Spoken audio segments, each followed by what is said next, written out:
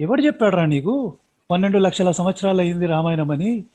1,80,00,000 సంవత్సరాలు అయిందిరా సన్నాసి రామాయణం జరిగి. మహాభారతం జరిగి 5,200 సంవత్సరాలు అయింది. దానికి డేట్లు కూడా ఉన్నాయి. 20,000 సంవత్సరాల క్రితం శ్రీరాముడు పుట్టక ముందు, అంటే ఈ రోజు నుంచి 20,000 వదిలేండి, ఈ రోజు నుంచి 20,000 వదిలేండి, ఈ రోజు నుంచి 20,000 కాదు, వీళ్ళ త్రేతాయుగంలో 20,000 సంవత్సరాల ముందు వీళ్ళు మగధులు ఇక్కడ ఏం చేస్తున్నారు, మగధ రాజ్యులు ఇక్కడ ఏం చేస్తున్నారు అంటే ఇప్పుడున్న క్యాలెండర్ ప్రకారంగా లక్షల సంవత్సరాలు అండి, వాళ్ళ లెక్క ప్రకారంగా. అప్పుడు అక్కడ ఏం చేస్తున్నారు, వీళ్ళు 600 BCలో ఉన్న వాళ్ళు అక్కడ ఏం చేస్తున్నారు ఆ లక్షల సంవత్సరాలు వెనకాతల? రైస్ కల్టివేషన్, రైస్ పీడియా అనే కింద చూపించండి సార్, కింద ఉంది వెబ్సైట్, మీకు కనపడుతుంది చూడండి. ఈ వెబ్సైట్ ఘంటాపదంగా చెప్తుంది అసలు అంతకన్నా ముందు వరి పంటలు అనేవి ఇండియాలోనే లేవు. మరి వరి ఎలాగ వచ్చిందండి రామాయణంలోకి? మళ్ళీ లక్షల సంవత్సరాల క్రితం, అది కూడా లక్షల సంవత్సరాలకి 20,000 సంవత్సరాల క్రితం. అసలు నేటికి 7,000 సంవత్సరాల క్రితమైనా ఉందా సింధు దేశం? మరి లక్షల సంవత్సరాల క్రితానికి 20,000 సంవత్సరాల క్రితం సింధు దేశం, అందులో గుర్రాలు, మళ్ళీ అవి అయోధ్యలో ఉండడం, ఇది నమ్మబుల్ గా ఉందా? అంటే శ్రీరాముడు కౌసల్య గారి అంతఃపురానికి వెళ్తాడు చూడటానికి. అక్కడ ఏం కనపడిందంటే, ఎల్లప్పుడూ వ్రతములను ఆచరించుటయు ఆసక్తి గల ఆ కౌసల్య తెల్లటి పట్టు చీర ధరించి, ఏమంటండి పట్టు చీర, ఏం కలర్ అంటే సార్? తెల్లని పట్టు చీర. పట్టు వ్యవస్థ ఇండియాలోకి ఎప్పుడు వచ్చింది అన్నారు. వాల్మీకి రామాయణంలో గౌతమ బుద్ధుడి ప్రస్తావన ఎందుకుంది? మరి గౌతమ బుద్ధుడు కేవలం 500 BC అంటే లేకపోతే 5th century BCకి చెందిన మహానుభావుడు కదా. 500 BCకి చెందిన ఈ జనపదాలు ఈట్లల్లో సీతమ్మ వారిని ఎలా ఎతుకుతారు? 20,000 సంవత్సరాలు అక్కడ గ్యాప్ ఉంది కదా, వచ్చారు ఇండియా దగ్గరికి. యవన రాజ్యంలో కూడా వెతకమని చెప్తున్నాడు కదా. యవనులు ఎప్పుడు వచ్చారు? అలెగ్జాండర్ కి ప్యారలల్ గా వచ్చారు కదా. అవును, అలెగ్జాండర్ కాలంలో యవనులు అని ఇక్కడ రాసింది కాబట్టి, యవనుల కాలంలో కోతులు మాట్లాడాయా అనేది నా క్వశ్చన్. కోతులు నిజంగా మాట్లాడితే అలెగ్జాండర్ జడిసిపోయి పారిపోయి ఉంటాడు రివర్స్ వెనక్కి. మనం త్వరగా వెళ్ళిపోతాం. మన అనిల్ కుమార్ గారిని ఏది myth sir, what is the myth? మరి మాన్య శ్రీ ముదుగొండ శివప్రసాద్ గారు, అలాగే భాస్కర్ రాజు గారు విపరీతమైన ప్రయత్నాలు, యేసుప్రభు వారి మిత్ అంటూ మరొక ప్రతిపాదన ప్రతి సంవత్సరం చేస్తారు. ఈ డిసెంబర్ వస్తున్నప్పుడల్లా ఆ ప్రతిపాదన చేస్తారు. ఏంటంటే యేసుప్రభు వారి డేట్ ఆఫ్ బర్త్, యేసుప్రభు వారి డేట్ ఆఫ్ బర్త్, యేసుప్రభు వారి డేట్ ఆఫ్ బర్త్ అని వీరు విపరీతంగా లేదు కనుక, బైబిల్లో లేదు కనుక మనం లేదనే ఒప్పుకుంటున్నాను. నేనైతే లేదనే ఒప్పుకుంటున్నాను. లేదు అయితే ఇప్పుడు ఏమండి, యేసుప్రభు డేట్ ఆఫ్ బర్త్ లేదండి, ఓకే. యేసుప్రభు వారి డేట్ ఆఫ్ బర్త్ కాదు, ఎవరి డేట్ ఆఫ్ బర్త్ కూడా లేదు. ఇలాంటి అంశాలతో కూడిన విషయాలు నేను ప్రత్యేకంగా రోజు ఉదయం 5 గంటలకి, ఎవ్రీడే ఉదయం 5 గంటలకి డైలీ బ్రెడ్ అనే ఒక ప్రోగ్రామ్ చేస్తున్నాను నా ఛానల్లో, జాన్ కోయ ఛానల్లో. మరి ఇలాంటి క్వశ్చన్స్ అన్నిటికీ ఆన్సర్ నేను చెప్తున్నాను ఆల్రెడీ. ప్రేక్షకులందరూ దయచేసి ఆ ప్రోగ్రామ్ కూడా చూడాలని నేను ఆశపడుతున్నాను. సరే, ఏదైనప్పటికీ యేసుప్రభు వారు పుట్టారా పుట్టలేదా, కల్పిత పాత్ర. మరి కల్పిత పాత్ర అయినప్పుడు యేసుప్రభు వారు పుట్టుకు డేట్ ఆఫ్ బర్త్ చెప్పమని అడుగుతారేంటి? అంటే వీళ్ళకి మైండ్ మరి డాష్ అయిందా, లేకపోతే మైండ్ అరికాల్లో కానీ మోకాల్లో కానీ ఉందా అనేది ప్రశ్న కూడా ఒకటి వస్తుంది. సరే, ఏదైనప్పటికీ బ్రదర్ అనిల్ కుమార్ గారిని ఈ ప్రశ్నలన్నిటికీ మంచి జవాబు ఇస్తారని ఆశపడదాం. హిస్టారికల్ ఎవిడెన్స్లతో మరి అనేక గ్రంథాల్లో నుంచి మనం తొంగి చూద్దాం. వాట్ టు అనిల్ కుమార్ గారు, మరి మా ప్రశ్నలన్నిటికీ మీరు జవాబు చెప్తారని ఆశపడుతున్నానండి. వీక్షిస్తున్న వీక్షకులందరికీ కూడా ప్రభువైన యేసుక్రీస్తు నామమున శుభములండి. ప్రతి సంవత్సరం డిసెంబర్ నెల మనం ఎంటర్ అవ్వబోయే ముందు యేసుక్రీస్తు డేట్ ఆఫ్ బర్త్ చెప్పాలి. డేట్ ఆఫ్ బర్త్ చెప్తే మీకు ఒక కార్ గిఫ్ట్ ఇస్తాము, లేకపోతే మీకు బహుమానం ఇస్తాము, డబ్బులు ఇస్తాము, ప్రైజ్ ఇస్తాము అని చెప్పి వెటకారంగా మాట్లాడుతున్నారు. I'd like to ask only one question. Bible గ్రంథంలో కొన్ని వేల మంది పేర్లు చెప్పబడ్డాయి. ఏ ఒక్కరి బైబిల్ అదే బైబిల్ గ్రంథంలో ఏ ఒక్కరి ఏ ఒక్కరికైనా డేట్ ఆఫ్ బర్త్ ఉందా సార్? ఎక్కడ లేదండి డేట్ ఆఫ్ బర్త్. సార్ ఒకటి నేను ఒకటి చెప్తాను. డేట్ ఆఫ్ బర్త్ లేకపోయినంత మాత్రాన అంటే బైబిల్ గ్రంథంలో ఏ ఒక్కరికి డేట్ ఆఫ్ బర్త్ లేకపోయినంత మాత్రాన ఏ ఒక్కరు లేరనా?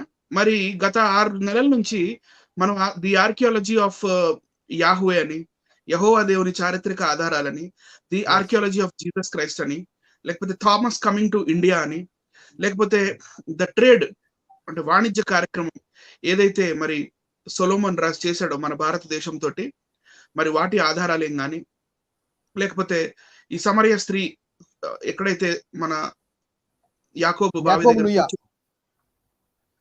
ఇవన్నీ చూపిస్తూ ఒకటొకటిగా ఒక సిలబస్ లాగా కంప్లీట్ చేస్తూ వచ్చినా కూడా అదేదో జంతువు మీద నీళ్లు పడ్డా కూడా, వర్షం పడ్డా కూడా దానికి చలనం ఉండదు అన్నట్టుగా వీళ్ళు ప్రతి సంవత్సరం మళ్ళీ అంటే ఒక గ్యాప్ ఇచ్చి మళ్ళీ అదే జీసస్ ఈజ్ అ మిత్ అని మాట్లాడుతూ ఉన్నారు. చలో మాట్లాడుకోనివ్వండి. మరి మీ దగ్గర ఏముంది అనేది నా క్వశ్చన్. మీ దగ్గర ఏదైతే వాంగ్మయం ఉందో అందులో కూడా కొన్ని వేల మంది కాదు, కోట్ల మంది ఉన్నారు అందులో. మీ వాంగ్మయాల్లో, ఇలాంటి వాంగ్మయాల్లో కొన్ని కోట్ల మంది ఉన్నారు. మరి వీళ్ళది ఏ ఒక్కళ్ళదైనా డేట్ ఆఫ్ బర్త్ మీరు చూపించగలరా? శుక్లపక్షం, కృష్ణపక్షం, ఆ మాసం ఈ మాసం కాదు, కరెక్ట్ గా ఈ గ్రెగోరియన్ క్యాలెండర్ ప్రకారం మీరు డేట్ ఆఫ్ బర్త్ చూపించగలరా?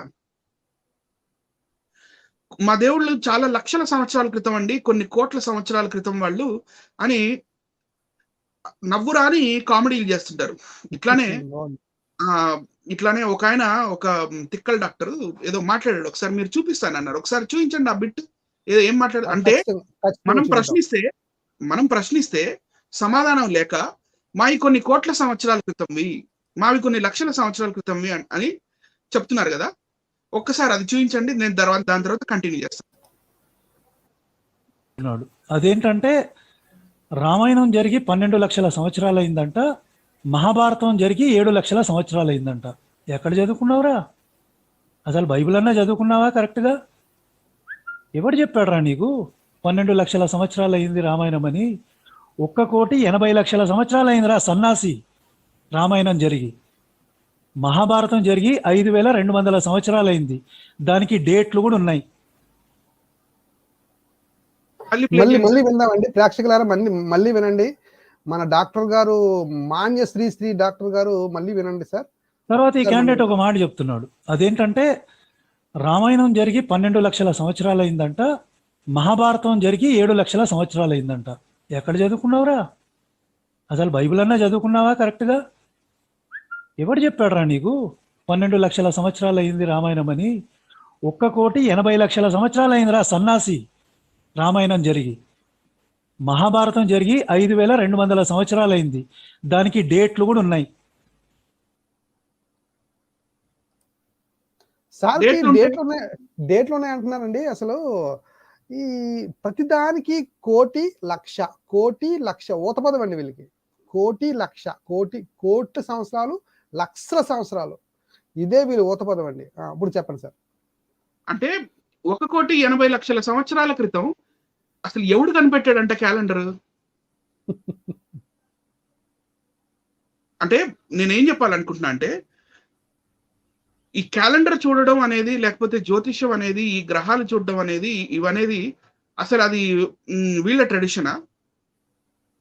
ఇది సుమేరియన్ టాబ్లెట్స్ లోంచి కదా తీసుకున్నారు.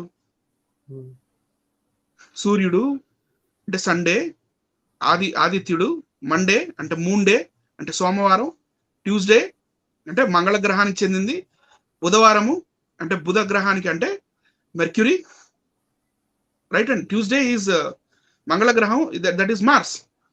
బుధవారం దట్ ఈస్ మెర్క్యూరీ. మరి గురువారం, గురు అంటే హూ ఇస్ దట్ గురు? దేవతల గురువు బృహస్పతి. సో ఆయన పేరు మీద బృహస్పతి వారం పెట్టుకున్నారు. శుక్రుడు, శుక్రాచార్యుడు ఎవరు? వీళ్ళ రాక్షసులకి దేవుడు, వీళ్ళ రాక్షసులకి గురువు కాదు, ఆయన పేరు మీద శుక్రవారం పెట్టుకున్నారు. సాటర్న్ అది గ్రహం. ఈ గ్రహాలన్నీ, ఈ వారానికి గ్రహాల పేర్లు అసలు ఉంది సుమేరియన్ టాబ్లెట్స్ లో ఫస్ట్. అక్కడి నుంచి గ్రీకులు కాపీ కొట్టుకున్నారు యవనులు. వాళ్ళు యవన జాతకాన్ని రాసుకున్నారు. కావాలంటే మీరు గూగుల్ చేసుకోండి, యవన జాతక బుక్ డౌన్లోడ్ చేసుకోండి, చదవండి. అమెజాన్ లో దొరుకుతుంది యవన జాతక. ఈ యవన జాతకాల్లో నుంచి ఈ యవనులు వచ్చి ఇక్కడ ఇండియన్ బార్డర్ దగ్గర అలెగ్జాండర్ వచ్చి వెళ్ళిపోయిన తర్వాత వీళ్ళు ఉన్నప్పుడు ఆ కాలంలో యవనుల దగ్గర కాపీ కొట్టుకున్నారు. మీకు క్యాలెండర్ కాదు, అసలు మీకు ఏమీ లేదు. ఆయుర్వేదం కూడా మీది కాదు.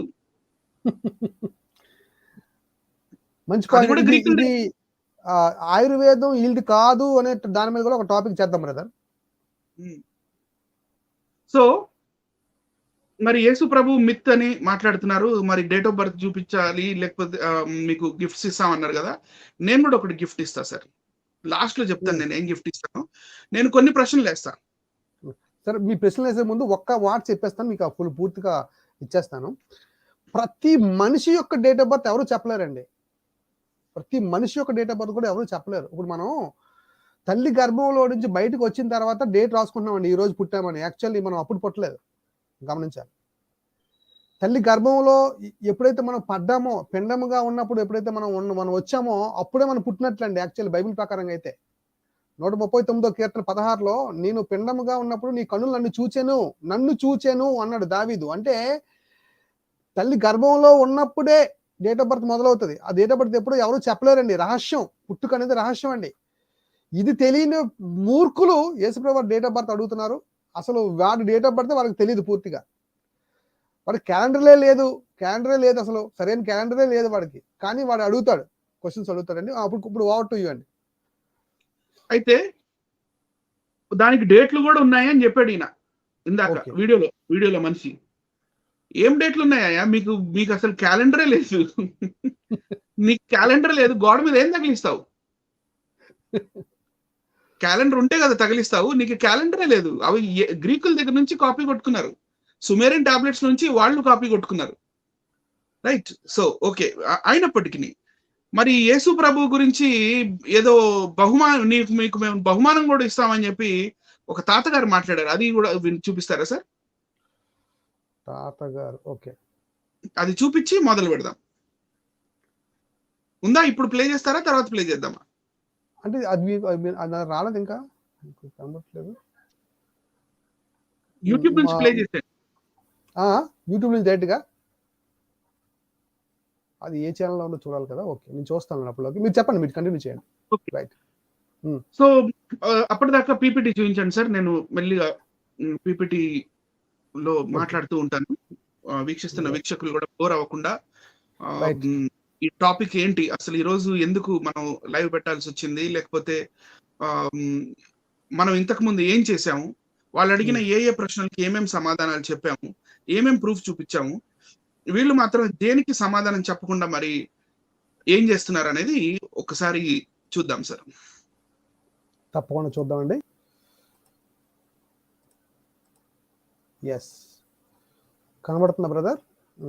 మనం పక్కన ఉంచుతాను ఇలాగా. Okay, right. ఓకే, ఈ రోజు మన కార్యక్రమం పేరు శ్రీమద్ రామాయణ రహస్యాలు. ముందు ఈ శ్రీమద్ రామాయణ రహస్యాలు అని ఎందుకు పెట్టాల్సి వచ్చిందంటే, డేట్ ఆఫ్ బర్త్ అంటే మానవుడిగా పుట్టి వచ్చిన ఈ దేవుడు ఎవరైతే ఉన్నారో, ప్రస్తుతం ఏంటంటే భాస్కర్ రాజు గారు ఏమంటున్నారంటే, మీ యేసు ప్రభు ప్రార్థించింది శ్రీకృష్ణుడికి అని మాట్లాడుతున్నారు.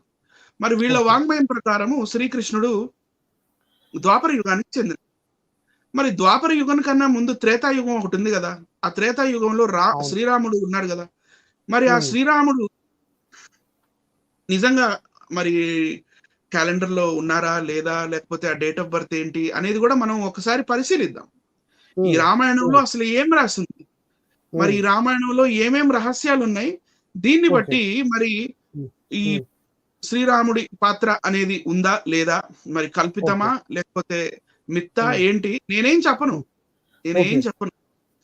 ప్రజలే నిర్ణయించుకోవాలి. అంతేనండి. రైట్, నేనేం చెప్పను.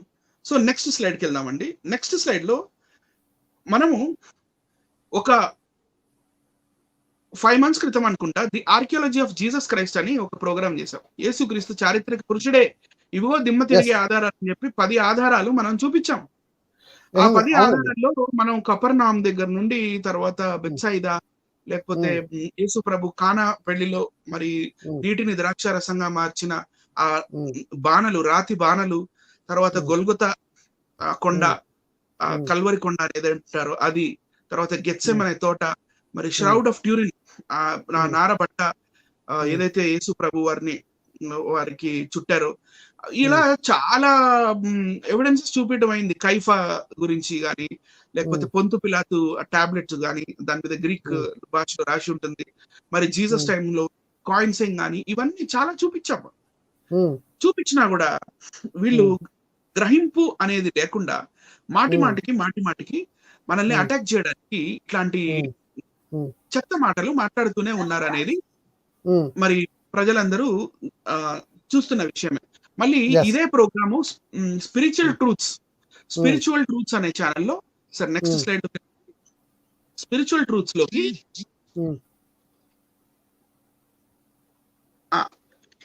ఇందులో కూడా ఇదే అప్లోడ్ చేయడం అయింది.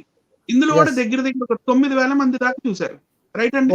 అదే మళ్ళీ నేను 2 సార్లు అప్లోడ్ చేశాను ఈ ప్రోగ్రామ్ ని. నెక్స్ట్ దాంట్లో ఈ ప్రోగ్రామ్ ని నా ఛానల్లో నేను 2 సార్లు అప్లోడ్ చేశాను, ఆర్కియాలజీ ఆఫ్ జీసస్ క్రైస్ట్ అని. ఫస్ట్ టైం 5,000 పైగా మంది మీద చూసారు. ఇప్పుడు సెకండ్ టైం దగ్గరగా 4,000.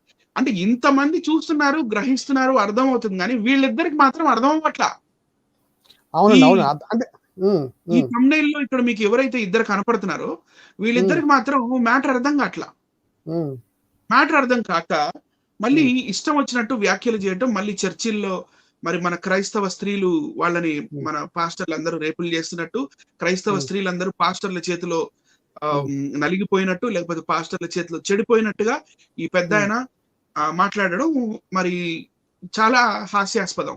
సరే, నెక్స్ట్ స్లైడ్ లోకి వెళ్దామండి. మరి ఇందాక నేను అడిగిన అథెంటిక్ క్వశ్చన్, బైబిల్ గ్రంథంలో ఒక్క డేట్ ఆఫ్ బర్త్ అయినా చూపించగలరా? ఏ ఒక్క మనిషిదైనా?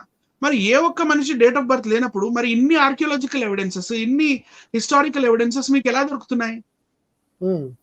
అంటే డేట్ ఆఫ్ బర్త్ లేనంత మాత్రాన, రికార్డ్ అవ్వనంత మాత్రాన మనిషి లేనట్ట? మరి గౌతమ బుద్ధుడి డేట్ ఆఫ్ బర్త్ రికార్డ్ అయిందా? చూపించగలరా? అంతెందుకండి, ఒక్క చిన్న మాట, షిరిడి సాయిబాబా గారు ఉన్నారు. షిరిడి సాయిబాబా గారు కేవలం 100 సంవత్సరాల క్రితం మనిషేగా.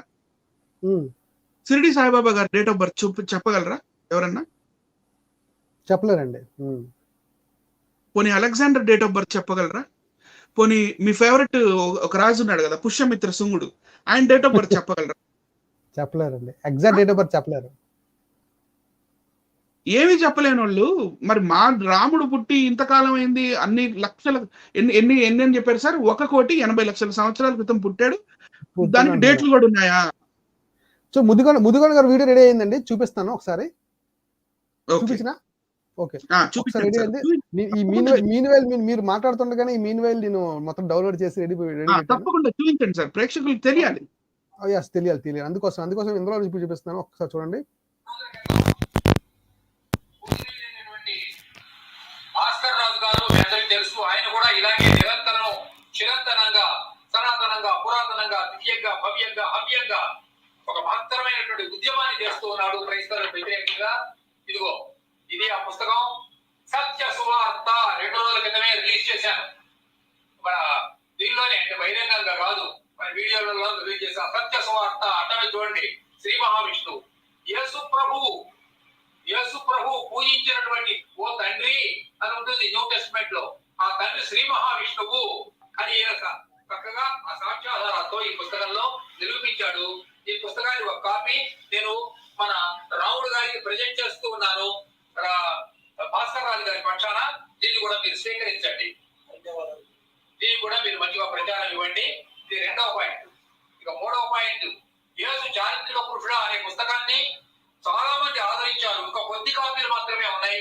దయచేసి మీరు వెంటనే ఆ కాపీలు కూడా తీసుకొని క్రైస్తవులే కాదు హిందువులు కూడా చదవాలి. ఎందుకంటే జీసస్ అనే వ్యక్తి నేను బాగా పరిశోధన చేసి, చారిత్రకంగా విపులమైనటువంటి పరిశోధన చేసి, అలాంటి వ్యక్తి చరిత్రలో లేడు. అది ఒక కల్పిత పాత్ర. జీసస్ మేరీ, ఈ 2 ఫిక్సిషియస్ మిథలాజికల్ క్యారెక్టర్స్ అంటారు, అనగా కల్పిత ఐతిహాసిక పాత్రలు. ఆ బ్యాక్గ్రౌండ్ అంతా ఇప్పుడు నేను చెప్పను. ఆ పాత్రలు ఎలా వచ్చినాయి, ఎక్కడి నుంచి వచ్చినాయి, ఇవన్నీ కూడా ఇప్పుడు నేను వివరంగా చెప్పను. కావాలంటే ఎప్పుడన్నా ఎవరన్నా అడిగితే చెప్తాను. నాకేం భయం లేదు, నేను స్పష్టంగా చెప్తాను. చరిత్ర గురించి చెప్పడానికి నాకు అభ్యంతరం ఏముంటుంది? ఒకవేళ మీరు ఎవరైనా కనుక ఈ విషయంలో సాక్ష్యాధారాలు చూపిస్తే వాటిని కూడా నేను అంగీకరిస్తాను. నేను పరిశోధన చేసి చెప్తున్నాను. జీసస్ అనే వ్యక్తి చరిత్రలో లేడు, అది ఒక కల్పిత మాత్ర. ఎందుకు కల్పించారు, దాని వెనుక ఉన్నటువంటి కాన్స్పిరసీ ఏమిటి అనేది దానికి చాలా వివరాలన్నీ ఉన్నాయి. ఇప్పుడు ఒక్క విషయం చెప్తాను నేను ఈ వీడియోని ముగించడానికి ముందు. డిసెంబర్ 25 లేని జీసస్ కు మీరు ఎందుకు బర్త్డే చేసుకున్నారు? జీసస్ అనేవాడు లేడు కదా. జీసస్ అనేవాడు ఉంటే డిసెంబర్ 25 ఆయన బర్త్డే అవుతుంది. జీసస్ అనేవాడు లేనప్పుడు 25 ఆయన బర్త్డే మీరు ఎలా నిరూపించారు? ఎటువంటి ఆధారాలు లేవు. ఒకవేళ ఉన్నాయని మీరు నిరూపించగలిగితే నేను వాడికి బహుమానం ఇస్తాను. Jesus is a fixed character అని చెప్పాను కదా, అలా కాదండి. జీసస్ అనేవాడు ఉన్నాడు, ఆయన బర్త్డే డిసెంబర్ 25 అని తెలుగువాళ్ళను మా తెలుగు వాళ్ళే కాదు, not only Telugu people but also other states or even outside, if they prove that Jesus is a historic and his birthday is December 25th, if they prove it, I personally give them, award them, reward them and salute them. This is Sir, చాలు sir. ఈ వీడియోలో 3 విషయాలు అంటే salute కూడా చేస్తాడు మనకి. అంటే మనకి సెల్యూట్ రెడీగా ఉంటాడండి మనోడు. ఆల్రెడీ 25 అంటున్నాడు కానీ మనం ఆల్రెడీ 25 కోసం చెప్పేసాం ఆల్రెడీ. అది కాదని చెప్పాము, ప్లస్ నిజమైన డేట్ ఆఫ్ బర్త్ తల్లి గర్భంలో మొదలవుతుందని కూడా చెప్పాము. ఇప్పుడు యేసు ప్రభు వారు చారిత్రక పురుషుడా అనేది అనిల్ గారు ప్రూవ్ చేస్తారు. ఆల్రెడీ చాలా సందర్భాల్లో మేము ప్రూవ్ చేసాము. కనుక ముదిగొండ శివప్రసాద్ గారు మాకు సెల్యూట్ కొట్టండి. మీరు ముదిగొండ శివప్రసాద్ గారు మాకు సెల్యూట్ కొట్టండి. ఆర్కియాలజీ ఆఫ్ జీసస్ క్రైస్ట్ అనే ఒక వీడియో మేము చేశాము. అందులో ఒరిజినల్ గా చాలా విషయాలు పొందుపరిచాము. ఆ వీడియో విపరీతంగా సోషల్ మీడియాలో ముందుకు వెళ్ళింది. ఎన్నిసార్లు అప్లోడ్ చేసినా అది ముందుకు సాగింది. ఎన్నిసార్లు అప్లోడ్ చేసినా చాలా మంది చూశారు అది. కనుక ముదిగొండ శివప్రసాద్ గారు మాకు మీరు ఏదైతే క్యాష్ ప్రైజ్ ఏదో అన్నారో, గిఫ్ట్ ఏదో అన్నారో అది పట్టుకొని రెడీగా ఉండండి. మీరు మాకు ఫస్ట్ సెల్యూట్ కొట్టండి. మాకు డబ్బులు అవసరం లేదు కానీ, మీ డబ్బులు మాకు అవసరం లేదు కానీ మీరు మాకు సెల్యూట్ కొట్టడానికి రెడీగా ఉండండి. ముదిగొండ శివప్రసాద్ గారు, అలాగే భాస్కర్ రాజు గారు, అలాగే అక్కడ పుస్తకం తీసుకుంటున్న ఆ వ్యక్తి కూడా మీరందరూ కలిసి మాకు సెల్యూట్ కొట్టండి మా ఇద్దరికి. ఎందుకంటే మేము దానికి అర్హులు. ఎందుకు అర్హులు అంటే మేము వీడియో చేసాము.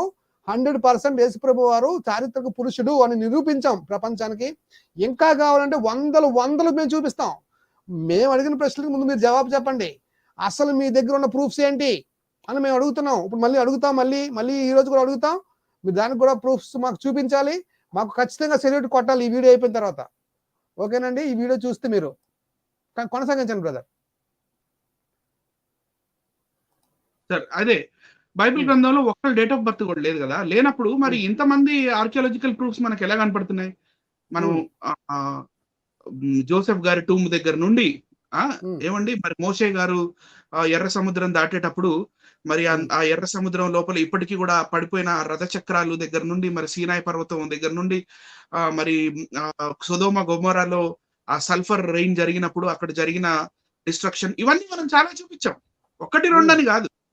మళ్ళీ అలాగే యేసు ప్రభుకి డైరెక్ట్లీ కనెక్టెడ్ వ్యక్తి ఎవరు? థామస్ గారు కదా, తోమా గారు కదా. తోమా గారు ఇండియాకు వచ్చిన, భారతదేశానికి వచ్చిన ఈ విషయం, అవి కూడా మనం ఎన్నో ఆధారాలు మళ్ళీ భారతదేశం ఒప్పుకుంది. 2 సార్లు స్టాంపులు కూడా ఇష్యూ చేసింది అనే సంగతి దగ్గర నుండి అది చాలా మందికి తెలియదు. ఇవన్నీ కూడా మనం చెప్తూ వచ్చాం. అయినప్పటికీ కూడా మరి మనోనేత్రాలు తెరుచుకోకుండా ఇలా మాట్లాడడం అనేది, మరి వీళ్ళ పుస్తకాలు అమ్ముకోవడానికి నా దగ్గర బుక్కులన్నీ అమ్ముడుపోయే ఇంకా కొన్నే ఉన్నాయి, ఈ కొనండి అని కేవలం పుస్తకాలు అమ్ముకోవడానికి మరి ఈ క్లెయిమ్ చేస్తున్నట్టుగా నాకైతే కనబడుతుందండి. నెక్స్ట్ అంటే అనిల్ బ్రదర్ యేసుప్రభు ఒక మాట అన్నారండి. అదేంటంటేనండి, ఒక గుడ్డోడిని మిగతా గుడ్డోడిని తీసుకెళ్తే ఇద్దరు గుంటలో పడతారటండి. ఇప్పుడు ముదిగొండ గారు ఆయన కళ్ళు తెరవబడలేదండి, ఆయన ఒక గుడ్డోడ్ టైపు. ఓకేనా? మిగతా గుడ్డోళ్ళందరినీ తీసుకెళ్తే ఏమవుతుందండి? మొత్తం ముగ్గురు కలిసి గుంటలో పడినట్టుగా పరిస్థితి అండి ఇప్పుడు. ఏమంటే ఆయన కరెక్ట్గా చూడరు. మనం ఏం అడిగినా సరే మనకు జవాబు చెప్పడు. కనీసం ఈ వీడియో ద్వారా అయినా సరే ఆయన కళ్ళు తెరవబడితేమో చూద్దామండి బ్రదర్. అయితే సార్, అయితే బైబిల్ గ్రంథంలో ఒక్క డేట్ ఆఫ్ బర్త్ అయినా చూపించగలరా? అయితే నెక్స్ట్ ఇప్పుడు బైబిల్ గ్రంథం ఎంత పర్ఫెక్ట్ గా ఉంటుంది, ఎంత ఇంటాక్ట్ గా ఉంటుందంటే, ఇప్పుడు సైరస్ ఉన్నాడు కదండి, సైరస్ కోరేష్ అండి, కోరేష్. ఎస్. ఇప్పుడు కోరేషు, ఇప్పుడు మన నెబుకద్నేజర్ కాలంలో మొదటి సొలొమోను కట్టించిన మందిరం పడిపోయిన తర్వాత మరి యూదుల్ని ఎంతో మంది మరి బందీలుగా చేసుకొని వెళ్ళి 70 సంవత్సరాలు వాళ్ళు, దానియేలు గ్రంథంలో మనకు ఉంటుంది ఇదంతా. మరి 70 సంవత్సరాలు వీళ్ళు అక్కడ బానిసలుగా ఉన్నారు. మరి తర్వాత ఎజ్రా గ్రంథంలోకి వచ్చి చూసరికి సైరస్ అంటే కోరేషు అంటే కురూస్ అంటే ఆయన సూర్యవంశానికి, కురు వంశానికి చెందినవాడే కురూస్. That is కోరేష్. ఈయన ఆర్యులు పర్షియా వాళ్ళే కదా. అవునండి, వీళ్ళు పర్షియా నుంచి వచ్చారు కదా, ఇరాన్ నుంచి, అంతే కదా. సో ఇది సమ్ 600 BC కాలంలో యూనిఫార్మ్ స్క్రిప్ట్ మీద స్క్రిప్ట్ తోటి ఈ సిలిండర్, ఈ మట్టితో తయారు చేసిన సిలిండర్ మీద ఆయన శిలాశాసనం రాయించాడు. ఏమని? ఈ యూదులు వెళ్ళి మళ్ళీ వాళ్ళ మందిరాన్ని వాళ్ళు నిర్మించుకోవచ్చు అని. మీరు కొంచెం జూమ్ చేసి ఈ స్టాంపుని చూపించండి. స్టాంపు మరి మరి మరి కోరేష్ డేట్ ఆఫ్ బర్త్ లేదు కదా. కోరేష్ పెద్ద రాజు కదా, ఆ రాజు డేట్ ఆఫ్ బర్త్ లేదు, కానీ ఆయన రాయించిన ఈ శిలాశాసనం ఉంది, ఆయన కాయిన్స్ ఉన్నాయి. మరి ఇది ఇజ్రాయెల్ గవర్నమెంట్ కోరేష్ కు సంబంధించి మరి స్టాంప్ ఎందుకు రిలీజ్ చేసింది? సైరస్ డిక్లరేషన్ అని. ఇజ్రాయెల్ దేశము ద సైరస్ డిక్లరేషన్, ఇజ్రాయెల్ దేశం అంటే డేట్ ఆఫ్ బర్త్ లేకపోయినంత మాత్రాన మనిషి ఉనికి లేదనా? సరే, ఇదే భాస్కర్ రాజు గారిని అడుగుతున్నాను. మీ తాతగారు, మీ ముత్తాత గారు, మరి వాళ్ళ తాతగారు, వాళ్ళ డేట్ ఆఫ్ బర్త్ అన్ని ఇంటాక్ట్ గా ఉన్నాయా? మరి ఉండవు. ఏమండి? ఏమన్నంటే శుక్ల పక్షం, కృష్ణ పక్షం, ఆ మాసం, ఈ మాసం, ఈ నామ సంవత్సరం, ఆ నామ సంవత్సరం, ఆ నామ సంవత్సరాలు మాకెందుకు? ఎవరికి అర్థం అవుతుందని. రైట్ అండి. నెక్స్ట్ దాంట్లోకి వెళ్దామండి. ఇప్పుడు మనం డైరెక్ట్ గా రామాయణంలోకి వెళ్ళిపోదాం. ఇప్పుడు ఇది ఫోటో చూడండి. ఇది మ్యూజియం లో ఉంది సార్. ఇది ఇప్పటికీ ఉంది. మరోసారి జూమ్ చేస్తాం దగ్గర నుంచి, లాంగ్వేజ్ కూడా చూస్తారు. యూనిఫామ్ స్క్రిప్ట్ కనపడుతుంది మనకు అందులో. It is uniform script. చూడండి. అది ఒకప్పుడు పర్షియా దేశంలో, అంటే అంతకుముందు బబులోను, తర్వాత పర్షియా, ఇప్పుడు ఇరాన్, ఆ దేశంలో యూజ్ చేసే యూనిఫామిక్ స్క్రిప్ట్ తోటి ఇంటాక్ట్ గా ఆయన సైరస్ రాజు చక్రవర్తి రాయించిన ఆ అక్షరాలు ఇప్పటికీ కూడా చెక్కు చెదరకుండా ఉన్నాయి. ఆర్కియాలజిస్ట్ కి ఇవి దొరికాయి. ఇవి డేటింగ్ చేశారు. ఇది కరెక్ట్ గా సెకండ్ టెంపుల్ కట్టే ముందటి ఆర్టిఫాక్ట్ అని ఆర్కియాలజిస్ట్ తేల్చి చెప్పేశారు. ఓకే, సరే.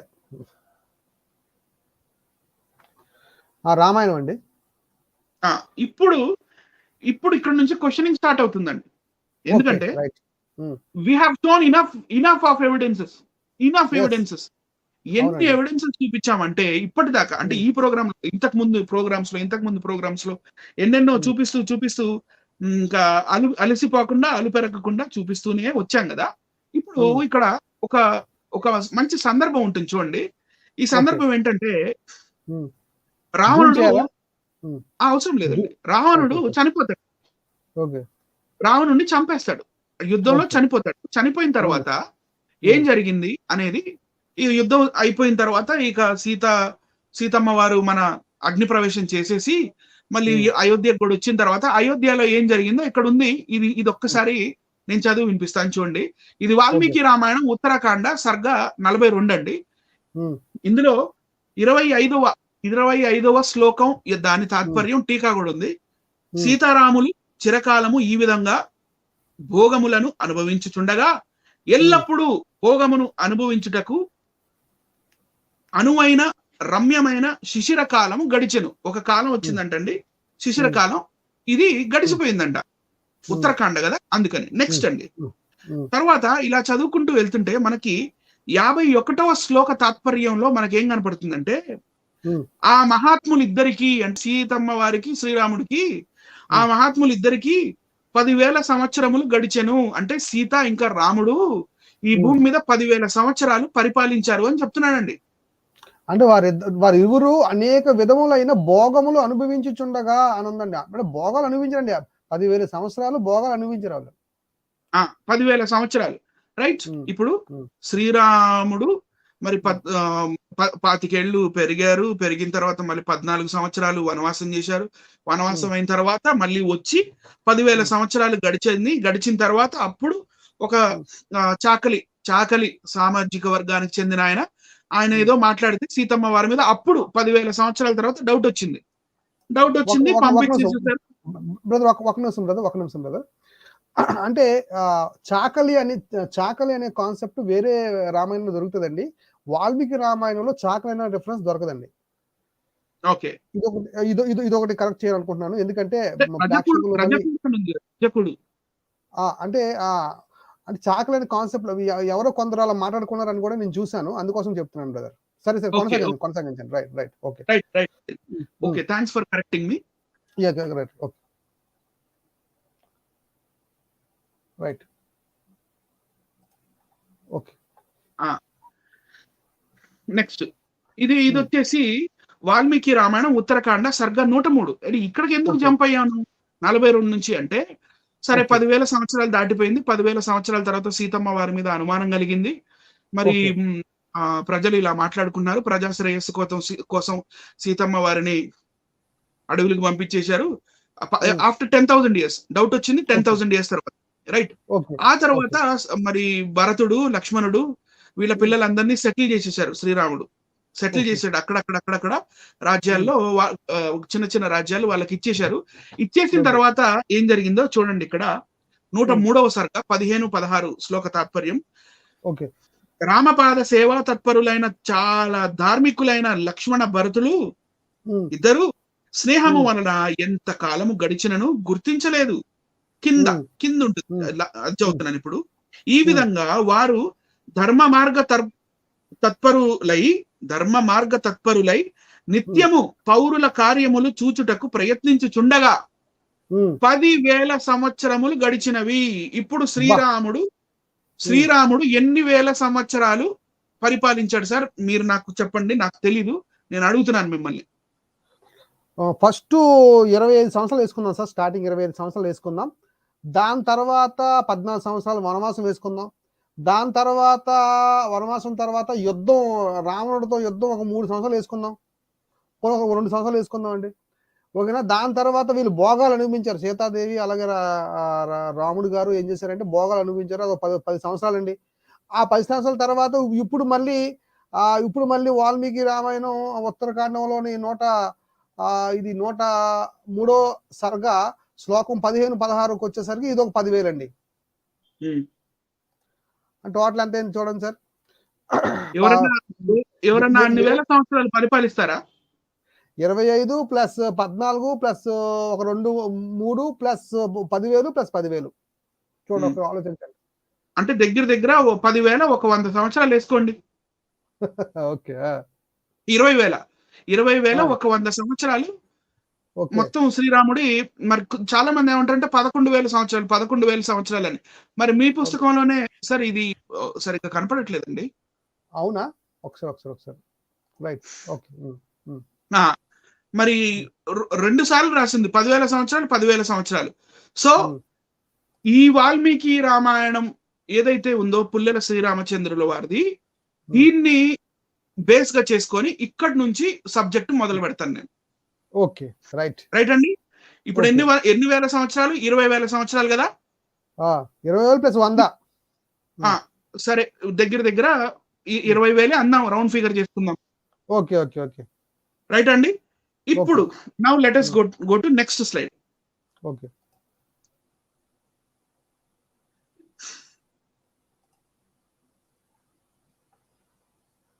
శ్రీరాముడు పుట్టక మునుపు 20,000 సంవత్సరాల క్రితం ఏం జరిగిందో మరి చూడాలి కదా మనం రామాయణంలో. ఎందుకంటే డేట్లు కూడా ఉన్నాయని చెప్తున్నాడు కదా ఆయన. రైట్ అండి, ఇందాక చెప్పాడు కదా డేట్లు కూడా ఉన్నాయి అన్నాడు కదా. సార్ నెక్స్ట్ ఇది బాలకాండ. ఓకే, బాలకాండ శ్రీమద్ రామాయణం శ్రీ ఆచార్య శ్రీ పుల్లల రామచంద్రుల వారిది, మరి ఆర్ష విజ్ఞాన భారతి ట్రస్ట్ వారిది, ఆర్ష విజ్ఞాన ట్రస్ట్ హైదరాబాద్ ఉంది. Okay, right. నెక్స్ట్ దాంట్లోకి వెళ్తాం సార్. ఇక్కడ చూడండి, ఇది బాలకాండ 5వ సర్గ 11వ శ్లోక తాత్పర్యం. శ్లోకం కూడా ఉంది. సూత మాగధ సంబాదాం శ్రీమతి మతుల ప్రభాం అని ఇలా మనకి శ్లోకం కనపడుతుంది. ఇక్కడ దీని అర్థం ఏంటంటే, ఇక్కడ శ్రీరాముడు పుట్టక ముందు దశరథుడు పరిపాలిస్తున్న ఆ కోశల రాజ్యంలో ఉన్న అయోధ్య ఎలా ఉందో వర్ణిస్తూ ఉన్నారనమాట. బాలకాండ అంటే రామాయణం బిగినింగ్ లో బాలకాండ 5వ సర్గలో ఏం చెప్తున్నాడంటే, ఆ నగరమందు ఎందరో సూతులను మాగధులను నివసించుచుండిరి. మగధ రాజ్యులు ఎవరు? అసలు మగధ సామ్రాజ్యం ఎప్పుడొచ్చింది? 16 జనపదాల్లో నుంచి కదా ఈ మగధ సామ్రాజ్యం వచ్చింది. అందులో శిశునాగ ఎంపైర్ లేదా? అందులో శిశునాగ డైనాసిటీ లేదా? లేకపోతే శిశునాగ అంతకుముందు హర్యాంక లేదా? హర్యాంక డైనాసిటీ వాళ్ళు, శిశునాగ డైనాసిటీ వాళ్ళు, తర్వాత నంద డైనాసిటీ వాళ్ళు, తర్వాత ఈ మౌర్య డైనాసిటీ వాళ్ళు, వీళ్ళందరూ వచ్చింది మగధ ఎంపైర్ నుంచే కదా, మగధ రాజ్యంలో నుంచే కదా. వీళ్ళందరూ కేవలం 600 BC. 600 BC వాళ్ళు ఏం చేస్తున్నారు రామాయణంలో? ఇక్కడ ఏం చేస్తున్నారు? 20,000 సంవత్సరాల క్రితం శ్రీరాముడు పుట్టక ముందు, అంటే ఈ రోజు నుంచి 20,000 వదిలేండి, ఈ రోజు నుంచి 20,000 వదిలేండి, ఈ రోజు నుంచి 20,000 కాదు, వీళ్ళ త్రేతాయుగంలో 20,000 సంవత్సరాల ముందు వీళ్ళు మగధులు ఇక్కడ ఏం చేస్తున్నారు? మగధ రాజ్యులు ఇక్కడ ఏం చేస్తున్నారు అంటే ఇప్పుడున్న క్యాలెండర్ ప్రకారంగా లక్షల సంవత్సరాలండి వాళ్ళ లెక్క ప్రకారంగా. అప్పుడు అక్కడ ఏం చేస్తున్నారు? వీళ్ళు 600 BC లో ఉన్న వాళ్ళు అక్కడ ఏం చేస్తున్నారు ఆ లక్షల సంవత్సరాలు వెనకాతల? అంటే వీళ్ళు మీరు మాకి దీర్ఘం ఇచ్చి మాగధులు అనగానే మాకు అర్థం కదా, వాళ్ళు మగధులు కాదో మాకు తెలీదా? అంటే ఇక్కడ సూతులు అని ఉంది. సూతులు అంటే మిక్స్డ్ బ్రీడ్ మనుషులు అని. ఓకే, మళ్ళీ మీరు శ్లోకం చూడండి, అక్కడ సూత మాగధ సంబాదాం అనుంది. అంటే సూత చ లేకపోతే సూత ఏవం అని అలా లేదు. అంటే సూతులు మరియు మగధులు అని లేదు, సూతులైన మగధులు అని దాని అర్థం. మిక్స్డ్ బ్రీడ్ అయినా అంటే నాగాస్, ద్రావిడియన్స్, వీళ్ళందరూ కలిసి కదా మిక్స్డ్ బ్రీడ్ కదా. మరి ఇక్కడ ఏం చేస్తున్నారు మగధులు ఇన్ని లక్షల సంవత్సరాల క్రితం ఉన్నప్పుడు? మరి ఇది మిత్తా మరి ఏంటి? వీక్షిస్తున్న వీక్షకులు నాకు ప్లీజ్ ఒకసారి మీ కమెంట్ రూపంలో చెప్పండి, ఏంటిది? ఇక్కడ ఏం చేస్తున్నారు మగధులు 600 BC కన్నా ముందు లేరు, 2600 సంవత్సరాల క్రితం వీళ్ళు ఒక జనపదంలో నుంచి పుట్టిన వాళ్లే, 16 జనపదాల్లో నుంచి పుట్టిన వాళ్లే. గౌతమ బుద్ధుడు కూడా ఈ మగధ సామ్రాజ్యం నుంచే వచ్చాడు. ఈ హర్యాంక డైనాసిటీ కూడా మగధ సామ్రాజ్యంలో నుంచి వచ్చిందే. శిశునాగ డైనాసిటీ కూడా ఇందులో నుంచి వచ్చిందే. నందులు కూడా ఇందులో నుంచి వచ్చిన వాళ్ళే. మౌర్యులు కూడా ఇందులో నుంచి వచ్చిన వాళ్ళే. ఈ మగధులు మరి బాలకాండలో ఏం చేస్తున్నారు? నెక్స్ట్ అండి. రైట్, ఇది ఇంగ్లీష్ లో కూడా పెట్టాను. లేదండి అది తప్పండి, అబ్బాయి అది కాదండి అని అంటారేమో కదా, అందుకని ఇక్కడ ఇంగ్లీష్ లో చూడండి, తర్జుమాకారుడు ఏం చేశాడంటే సూత మగధ సంబాదాం అని పెడితే ఇలియోజిస్ పనేజ్ అని ఏదో మార్క్ ఇచ్చి ఎన్రిస్ట్స్ మచిలీ క్రామ్డ్ విత్, అసలు ఏంది ఇలా తర్జుమా చేస్తారా? దాని అర్థం ఏంటి అసలు? కవరింగ్ అండి. అంటే మరి ఇంత భయంకరమైన కవరింగ్ ఇస్తారా మీరు? అంటే మాకు తెలియదు అని చెప్పి మమ్మల్ని మోసం చేస్తారా? అంటే మాకు తెలియదు అని అనుకుంటున్నారు. పచ్చి మోసగాలు వీళ్ళందరూ. ఏమండి? నెక్స్ట్ అండి.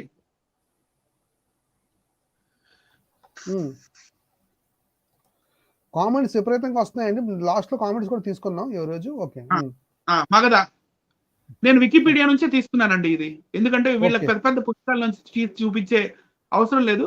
మరి ప్రేక్షకులు అడిగితే నేను ఏ పుస్తకాల నుంచి తీసానో ఆ పుస్తకాలు నేను PDF లింక్ పెడతాను, కామెంట్స్ రూపంలో తర్వాత అడగండి, నేను పెడతా. కానీ ఇప్పుడు ప్రస్తుతానికి వికీపీడియా చాలు. రైట్ అండి. Magadha was a reason. వాళ్ళకి అదే ఎక్కువలేండి, వాళ్ళకి అదే ఎక్కువ. ఓకే, వాళ్ళకంటే అవతల వాళ్ళకి, మన వీక్షకులకు కాదు. మన వీక్షకుల కోసం చెప్పట్లేదండి. భాస్కర్ రాజ్కి అలాగే ముదుగొండ గారికి వీళ్ళకి వికీపీడియా ఎక్కువ అండి అసలు.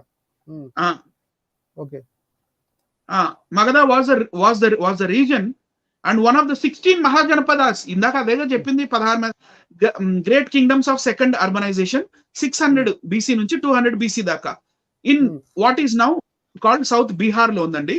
ఇది తర్వాత ఇక్కడ Magahi or Magadhi is the language of Magadh which is still spoken in south Bihar. Magadhi ప్రాకృతిలో మాట కా భయ్యా కా బాత్ కర్తే హో ఠీక్ హో, అది మగధి ప్రాకృతి అలా ఉంటుంది, రైట్ అండి. తర్వాత ఈ Magadh was ruled by Pradyota dynasty, Brihadratha dynasty, Haryanka dynasty, Shishunaga dynasty, వీళ్ళందరూ ఇందులోంచి వచ్చారు కదా. మరి వీళ్ళు ఏం చేస్తున్నారు త్రేతాయుగంలో ఏమండి? నెక్స్ట్ ఇది మగధ రాజ్యం ఇంత ఉండేది. మరి ఇందులోనే అయోధ్య అక్కడ బార్డర్ లో ఉంటుంది. అయోధ్య అంటే యాజ్ ఆఫ్ నౌ అంటే మొన్న రాశారనే కదా అని అర్థం. లిపి వచ్చిన తర్వాత బ్రహ్మి లిపిలో రాశారు. ఇది మ్యాటర్. అది అంటే డేట్లు ఉన్నాయా? లేవు. నెక్స్ట్ అండి, నెక్స్ట్ ఇదే మళ్ళీ బాలకాండ 5వ సర్గ.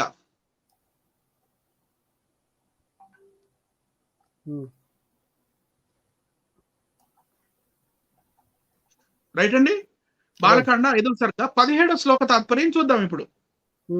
17 రైట్ అండి. ఇక్కడ ఏముందంటే అయోధ్యలో మళ్ళీ దాని డిస్క్రిప్షన్ ఇస్తూ ఇందాక 11వ శ్లోక తాత్పర్యం చూసాం కదా. ఇప్పుడు 17వ శ్లోక తాత్పర్యం చూద్దాం, మీకు అర్థమవుతుంది ఏంటి పరిస్థితి అని. ఆ నగరములో దట్టమగు ఇండ్లు కట్టబడెను, అనుపయుక్తమైన స్థల మేదియు లేకుండెను, అది మిట్ట పల్లములు లేని భూమిపై నిర్మించబడెను, వరి బియ్యము సమృద్ధిగా లభించుచుండెడివి, ఉదకములు చెరుకు రసము వలె మధురముగా నుండెను. అంటే water was sweet like sugar cane అంట. అక్కడ వరి బియ్యం అన్ని పంటలు వేస్తున్నారంట. వరి బియ్యము సమృద్ధిగా లభించుచుండెడివి, వరి బియ్యం లభిస్తుందంట. సార్ వరి బియ్యం నెక్స్ట్ వెళ్ళిపోదాం. కొంచెం స్పీడ్ గానే వెళ్ళిపోదాం. Rice grains.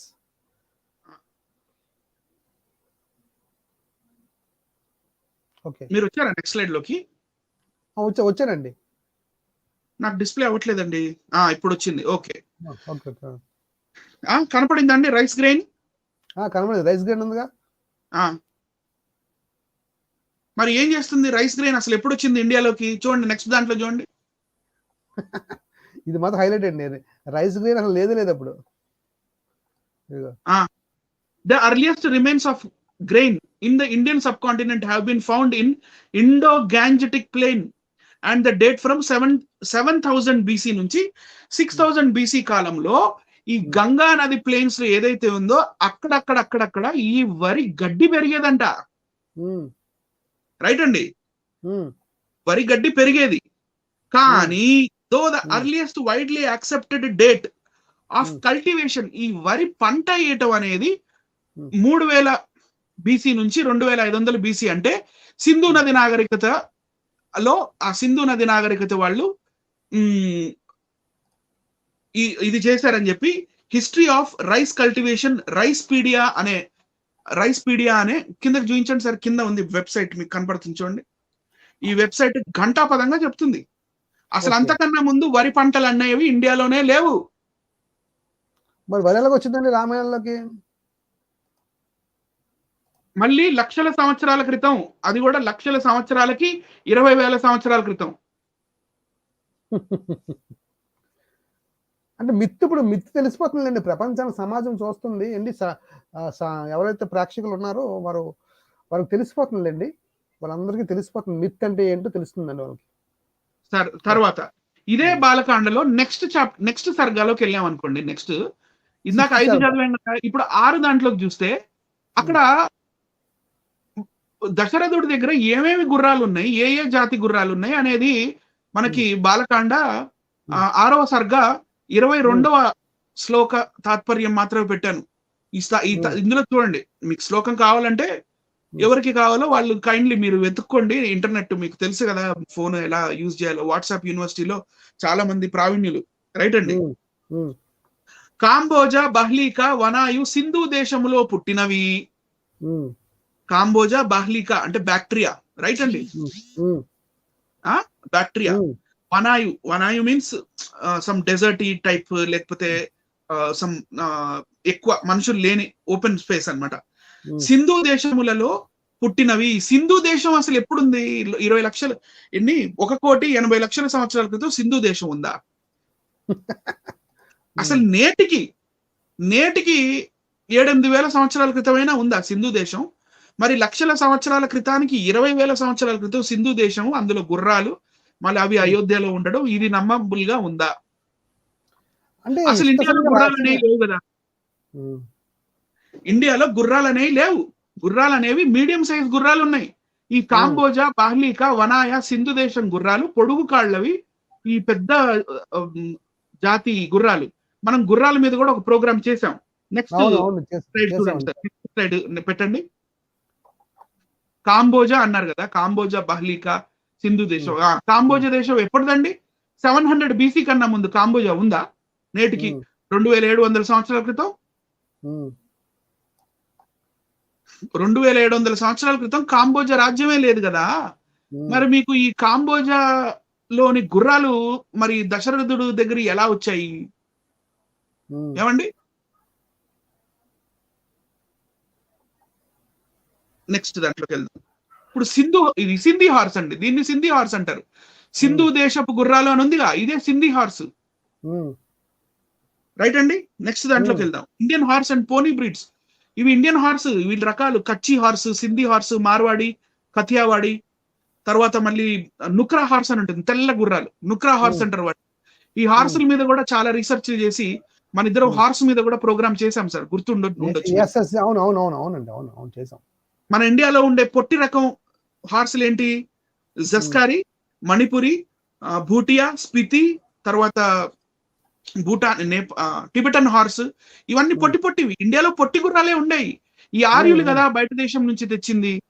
ఆర్యులు కదా అరేబియన్ గుర్రం నుంచి రకరకాల గుర్రాలతో బ్రీడింగ్ చేసి వీటిని కథియావాడి అని, కచ్చి అని, లేకపోతే మార్వాడి అని గుర్రాలు బ్రీడింగ్ చేసి జస్ట్ 2000 లేకపోతే 3000 years క్రితం నుంచి తెస్తుంది మన భారతదేశంలోకి. అంతకన్నా ముందు మరి మన భారతదేశంలో గుర్రాలు లేవు కదా, మరి రామాయణంలోకి ఎలా దూరాయి? లక్షల సంవత్సరాల క్రితం, 20,000 సంవత్సరాల క్రితం, అంటే లక్షల సంవత్సరాలకి 20,000 సంవత్సరాల క్రితం. నెక్స్ట్ అండి, మనం చేసాం. అవునండి, 6 నెలల క్రితం చేసాం. నా ఛానల్లో ఉంది, మీ ఛానల్లో ఉంది, స్పిరిచువల్ ట్రూత్స్ లో ఉంది, ఇంకా చాలా ఛానల్స్ లో ఉంది. ఇవి భయంకరమైన సబ్జెక్ట్ చెప్పాం ఇందులో మనం. అవునండి. నెక్స్ట్ ఇప్పుడు అయోధ్య కాండకు వచ్చేద్దామండి. రైట్ అండి. బాలకాండ అయిపోయిందిగా, శ్రీరాముల వారు పెరుగుతూ ఉన్నారు. పెరిగిన తర్వాత సరే కైకేయి అంది, లేదు శ్రీరాముడు అడవికి వెళ్ళాలి, వనవాసం చేయాలని. సరే ఇక శ్రీరాముడు ఇంకా వెళ్ళిపోవడానికి బాయ్ బాయ్ మమ్మీ అని చెప్పడానికి వెళ్ళాలని చెప్తున్నారు. మరి అంటే తల్లిని కలవడానికి కౌసల్యాదేవి దగ్గరికి వస్తాడండి. వచ్చినప్పుడు సీన్ ఇది. అయోధ్యకాండ 20వ సర్గ 15వ శ్లోకంలో తాత్పర్యం చూస్తుంటే అక్కడ మనకి ఏం కనపడుతుందంటే, ఎల్లప్పుడూ అక్కడ అంటే శ్రీరాముడు కౌసల్య గారి అంతఃపురానికి వెళ్తాడు చూడటానికి. అక్కడ ఏం కనపడిందంటే, ఎల్లప్పుడూ వ్రతములను ఆచరించుటయు ఆసక్తి గల ఆ కౌసల్య తెల్లటి పట్టు చీర ధరించి, ఏమంటండి పట్టు చీర ఏం కలర్ అంటే సార్? తెల్లని పట్టు చీర. సరే నెక్స్ట్ స్లైడ్ చూపించండి. నెక్స్ట్ స్లైడ్ వచ్చేసి ఇదే సేమ్ 20వ సర్గలోనే 19వ శ్లోక తాత్పర్యంలో ఉందంటే, వ్రతములు చేయుటకు కృషించిన ఆ కౌసల్య తెల్లని పట్టు చీర ధరించి దేవస్త్రీ వలె ప్రకాశించుచు దేవతలకు జలతర్పణములు ఇచ్చుచుండెను. ఆ టైంలో శ్రీరాముడు ఎంటర్ అయినప్పుడు. ఇప్పుడు పట్టు వ్యవస్థ ఇండియాలోకి ఎప్పుడు వచ్చిందండి ఏమండి? హలో, ఓకే రైట్, చెప్పండి. పట్టు వ్యవస్థ ఇండియాలోకి ఎప్పుడు వచ్చింది సార్? కొంచెం 4 పేజీలు ముందుకెళ్ళండి. ఈ పేజ్ అంటే ఈ పేజ్ పైకి వచ్చింది, అందుకే చూస్తున్నాను. అదే నేను చూస్తున్నాను. పైకి కిందకి అయింది. రైట్. Okay, no problem. నేను చూపిస్తాను. ఒక 4 పేజెస్ కిందకి వెళ్ళండి. పేజ్ నెంబర్ 34కి రండి. 34. ఇక్కడ ఏముంది, ఎప్పుడు వచ్చింది పట్టు పరిశ్రమ మన భారతదేశం? పట్టు పరిశ్రమ ఒకటి ఇప్పుడు పట్టు అనేది అసలు ఎలా వస్తుంది? ఒక పట్టు పురుగు ఉంటుంది, ఆ పురుగు గుడ్లు పెడుతుంది, గుడ్లలో నుంచి ఒక లార్వా వస్తుంది, అది మనం ఏమంటామండి, గొల్లబామ. ఏంటది, ఏం బామ అండి అది? పట్టు పురుగు అంటే ఆకులు తినుకుంటూ పొడుగ్గా తయారవుతుంది. సో ఆ పురుగు తయారైనప్పుడు అది మల్బరీ ఆకులు తింటుంది, మల్బరీ ఆకులు తిని తిని తిని తిని తిని లావు ఎక్కి బాగా చుట్టూ దానికి ఒక ఒక దారం లాగా చుట్టేసుకొని కకూన్ లా తయారవుతుంది. ఆ కకూన్ మెచ్యూర్ స్టేజ్ కి వచ్చేస్తున్న ఆ సమయంలో దాన్ని వీళ్ళు వేడి నీళ్ళల్లో వేసి మరి దాంట్లో నుంచి ఈ దారాన్ని తీస్తారు. దాన్ని సెరికల్చర్ అంటారు. సెరికల్చర్. ఈ సెరికల్చర్ ఇండియాకి ఎప్పుడు వచ్చింది? Recent archaeological discoveries in Harappa and Chanhudaro, Mohenjodaro కాదు, చాన్హుదరో అని ఇంకో ప్లేస్ ఉంది, suggest that sericulture employing wild silk threads from native silkworm species existed in South Asia during the time of Indus Valley civilization. Between 2450 BC? Dating between 2450 BC to 2000 BC. అంతకన్నా ముందు మరి పట్టు పరిశ్రమ చైనాలో ఉండేది, రైట్ అండి? While evidence of silk production in China back to around 2570 BC and earlier, అంతకన్నా ముందు కూడా Indus silk were obtained from more than one species. Right అండి? మరి పోనీ లక్షల సంవత్సరాలు వదిలేసేద్దాము, పోనీ జస్ట్ 20,000 సంవత్సరాల క్రితం అన్నా, 20,000 సంవత్సరాల క్రితం అన్నా పట్టు పరిశ్రమ, పట్టు వ్యవస్థ మన భారతదేశంలో ఉందా? లేదు కదా. లేకుండా ఎలాగా వీళ్ళు, పైగా వీళ్ళు ఏమంటారు అంటే పట్టు చీర అంటే మీరు ఇష్టం వచ్చినట్టు దూర్చేసి, మీరు ఇష్టం వచ్చినట్టు రాసేసి మాకు డేట్లు కూడా ఉన్నాయి అని చెప్తారా?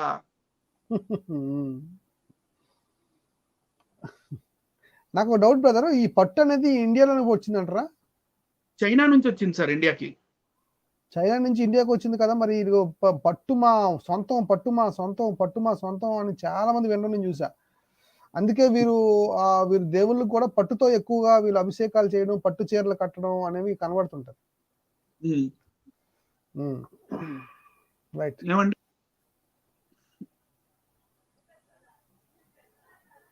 మనం ముందుకెళ్ళాలి కదండి, మనం ముందుకెళ్ళాలి కదా. ఈ రోజు మరి రక్షణ టీవీలో సాంబన్న ఇదే ఫస్ట్ క్వశ్చన్ వేసినట్టున్నారు. వాల్మీకి రామాయణంలో గౌతమ బుద్ధుడి ప్రస్తావన ఎందుకు ఉంది? మరి గౌతమ బుద్ధుడు కేవలం 500 BC అంటే లేకపోతే 5th century BCకి చెందిన మహానుభావుడు కదా.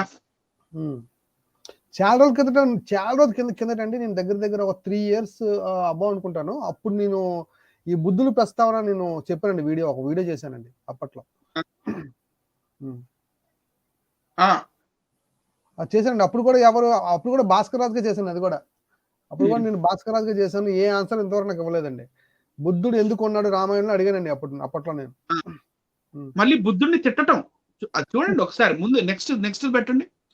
ఇక్కడ కాంటెక్స్ట్ ఏంటంటే, శ్రీరాముడు వనవాసం చేస్తున్నప్పుడు మరి దశరథ మహారాజు చనిపోయిన తర్వాత, లేదు అన్నా, నాన్న లేరు కదా, ఇంకా వచ్చేసేయి, నువ్వు నా ప్రతిజ్ఞ నాన్నకు కదా ఇచ్చింది, నానే లేరు, ఇంకా నువ్వు వచ్చేసేయి రాజ్యం వదిలేసి అని మాట్లాడితే, మధ్యలో జాబాల మహర్షి అనే ఒక బుద్ధిస్ట్ మాంక్ ఉంటాడు దశరథుడి దగ్గర. ఆ టైం అప్పుడు జాబాల మహర్షి కూడా వెళ్తాడు అడవికి శ్రీరాముని వెనక్కి తీసుకురావడానికి. అప్పుడు మరి ఈ జాబాల మహర్షి కూడా చెప్తున్నాడు అనమాట, మీ నాన్న లేరు కదా, వచ్చేసేయి, అయిపోయింది, ఇంకా ఎవరు తండ్రి ఎవరు కొడుకు, ఇవన్నీ బతుకున్నప్పుడే, ఇంకా ఆయనే లేరు కదా, వచ్చేసే, నీ రాజ్యాన్ని నువ్వు ఏలుకో అని జాబాల మహర్షి చెప్తుంటే, ఈ జాబాల మహర్షుడు బౌద్ధ మతస్థుడని తెలిసి శ్రీరాముడు ఏం తిడుతున్నాడో చూడండి. ఇది వాల్మీకి రామాయణం అయోధ్యకాండ 109వ సర్గ 33, 34వ శ్లోకం మాత్రమే. దాని తాత్పర్యం చూడండి. చెడు మార్గమునందు ప్రవర్తించుచున్న బుద్ధి కలవాడవు, ఈ విధమైన ఆలోచనలతో సంచరించుచున్న నాస్తికుడవు, ధర్మ మార్గము నుండి చూతుడవు ఆయన నిన్ను చేరదీసిన మా తండ్రి గారిని నేను నిందించుచున్నాను. అంటే ఒక బౌద్ధుడు అయిన నువ్వు, నిన్ను మా నాన్న ఆయన ఆస్థానంలో పెట్టుకొని నిన్ను పోషిస్తున్నాడు, పోషించినందుకు నేను మా నాన్నని నిందిస్తున్నాను దశరథుణ్ణి అని చెప్పి ఇప్పుడు బుద్ధుడిని తిడుతున్నాడు శ్రీరాముల వారు. చూడండి, బుద్ధుడు చోరుని వంటివాడు.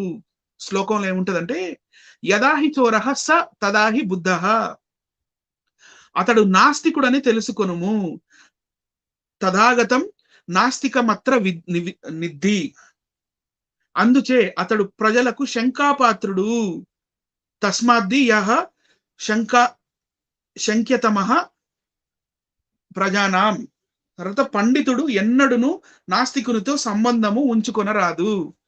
బుద్ధుడు ఏం చేస్తున్నాడండి సార్? మనల్ని ఒకసారి చూపించండి. ఏంటి సార్ బుద్ధుడు అసలు ఇప్పుడు దాకా 20,000 సంవత్సరాలు అన్నారు, లక్షలకి పైన 20,000 సంవత్సరాలు పట్టు చీరలు చూసాం, రైస్ చూసాం, గుర్రాలు చూసాం, ఇప్పుడు బుద్ధుడిని చూస్తున్నాం.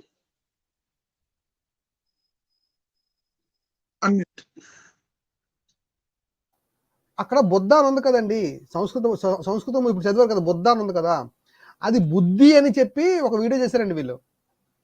అందరూ దీని మీద ప్రశ్నించారండి, అప్పుడు నేను చేసినప్పుడు అండి, వీడియో చేసినప్పుడు అందరూ ప్రశ్నించారు, బుద్ధుడు ఎందుకున్నాడు రామాయణంలో అని. అప్పుడు ఆ శ్లోకం చూపించి వీళ్ళు ఏమన్నారంటే అండి, బుద్ధ అనే దగ్గర ఏమన్నారంటే అది బుద్ధి కోసం చెప్తున్నారు, బుద్ధి కోసం అటండి, బుద్ధ కోసం కాదట, గౌతమ బుద్ధుల కోసం కాదట అండి, అది బుద్ధి కోసం, మనిషికి ఉన్న బుద్ధి కోసం చెప్తున్నాడటండి. అసలు ఏమాత్రం అసలు అబద్ధాలను కూడా ఏమన్నాలంటే అతికినట్టు ఉండాలి. అంటే నేనేమంటున్నానంటే, ఇక్కడ మీరు చెప్పిన తర్వాత నేను మళ్ళీ చూసుకున్నా ఒకసారి శ్లోకాన్ని, తాత్పర్యాన్ని మీరు చెప్తున్నారు, ఒకసారి మళ్ళీ చదివి వినిపించింది, మళ్ళీ బుద్ధి అంటారు వాళ్ళు, మళ్ళీ అక్కడ అతడు అని క్లియర్ గా ఉంది.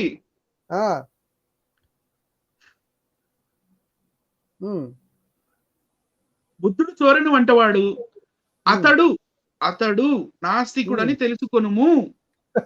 సెకండ్ పారాగ్రాఫ్ కింద లాస్ట్ దాంట్లో బుద్ధుడు చోరుడు వంటి వాడు, అతడు అని ఉంది కదా, మరి అతడు అంటే బుద్ధిని అతడు అంటారా? అతడు నాస్తికుడని తెలుసు. ఇప్పుడు జాబాలుడు బుద్ధిస్ట్ కదండి. అవును. మరి పైదాన్ని ఎందుకు వదిలేశారు? చెడు మార్గమునందు ప్రవర్తించుచున్న బుద్ధి గలవాడవు, ఈ విధమైన ఆలోచనలతో సంచరించున్న నాస్తికుడవు, ధర్మ మార్గం నుండి చూతుడు ఆయన నిన్ను చేరదీసిన మా తండ్రి గారిని నేను నిందించుచున్నాను అని జాబాల మహర్షిని తిడుతూ బుద్ధుడు చోరని వంటి వాడు అంటున్నారు కదా శ్రీరాముడు. అంతే కదా, బుద్ధుడు ఏం చేస్తారు రామాయణంలో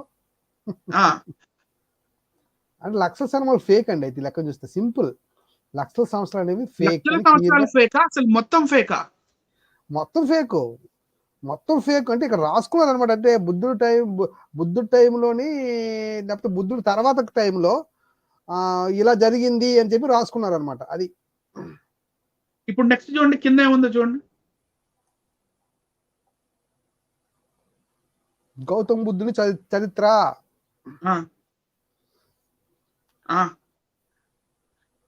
the Buddha also known Siddha Gautama or Siddhartha Gautama or Buddha Shakyamuni was philosopher, mendicant అంటే ఒక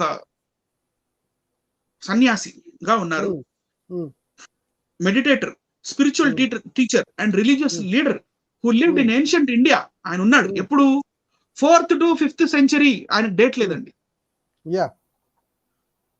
4th to 5th century BC.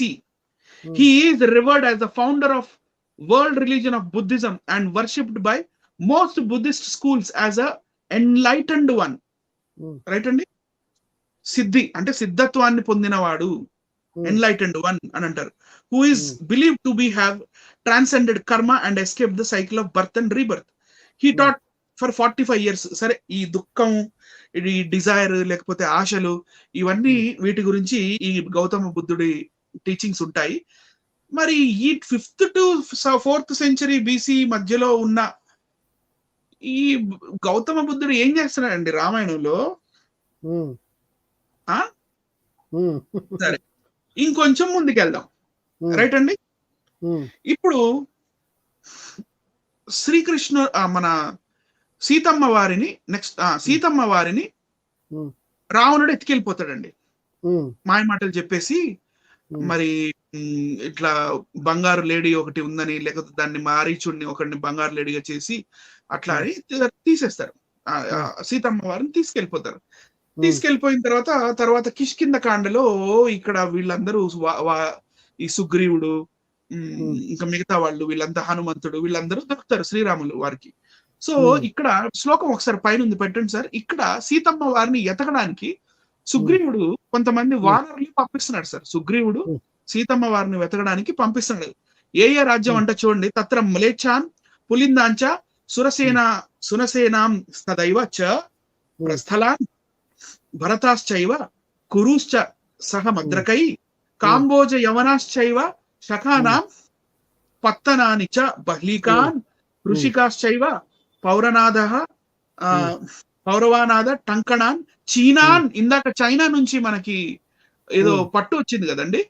అవును చైనా పట్టు. ఇక్కడ చీనాన్ మీరు చూపించండి ఒకసారి, అది పెట్టండి. మన చీనాన్ చైనా అంటే ఇక్కడ ఏం చెప్తున్నా అంటే డైరెక్ట్ గా సరే మనం తాత్పర్యంలోకి వెళ్ళిపోదాం. సుగ్రీవుడు మిగతా వానరులతో ఏం చెప్తున్నాడంటే సీతమ్మ వారిని నార్త్ సైడ్ ఉత్తర వైపున వెళ్ళి వెతకండి, అక్కడ ఏమేమి దేశాలు ఉన్నాయో డిస్క్రిప్షన్ ఇస్తున్నాడు. చూడండి ఏం డిస్క్రిప్షన్ ఇస్తున్నాడో. అక్కడ మ్లేచ్ఛ, పులింద, సురసేన, ప్రస్థల, భరత, కురు, మద్రక, కాంబోజ, యవన అంటే ఇండో గ్రీక్స్, ఎవరు అలెగ్జాండర్ టైం వాళ్ళు వీళ్ళంతా. యవన, సఖ, ఈ సఖులు ఇంకా లేటెస్ట్. బాహ్లిక అంటే బ్యాక్టీరియాకి చెందిన వాళ్ళు. బ్యాక్టీరియా అంటే బీమాక్ అనే ప్లేస్ ఉంటుందని చెప్పాను కదా. Bactria Margiana archaeological complex, BMAC, BMAC, దాన్ని బాహ్లిక అంటారు సాంస్క్రిటైజేషన్ లో. Bactria is Bahlika. Rishika, Paurava, Tankana, Cheena, Chinese, Cheena, Parama Cheena, నిహార, వరద దేశములలో బాగుగా వెదకి హిమవత్ పర్వతమునందు అంటే మేబీ హిమాలయాలు, హిమవత్ పర్వతమునందు కూడా సీతకై అన్వేషించుడు అని చెప్తున్నారండి. మనల్ని చూపించండి సార్. ఎక్కడ కురు అంటే ఏంటంటే కురు అనేది కురు అంటే నెక్స్ట్ స్లైడ్ కి వెళ్ళండి. కురు అంటే చూపించేసేస్తాను పనిలో పని. ఈ 16 మహాజనపదాల్లో కురు అనేది కూడా ఒక మహాజనపదం. బాక్స్ చేసాను చూడండి, మధ్యలో బాక్స్ ఉంటుంది చూడండి. అవును ఉంది. ఇది కురు డైనాస్టీకి చెందిన మహాజనపదం ఇది. ఒక్కసారి ఈ ఫోటోని కింద కనండి, మహాజనపదాస్ కనపడుతుంది. ఫోటోనే కిందకి లాగండి, కిందకి లాగండి. అయిపోయిందండి, రాలేదు కిందకి. మహాజనపద అండ్ జనపదాస్ 500 BC కి చెందిన ఈ జనపదాలు ఈట్లలో సీతమ్మ వారిని ఎలా ఎతుకుతారు? 20,000 సంవత్సరాలు అక్కడ గ్యాప్ ఉంది కదా. మనం చూపించండి సార్.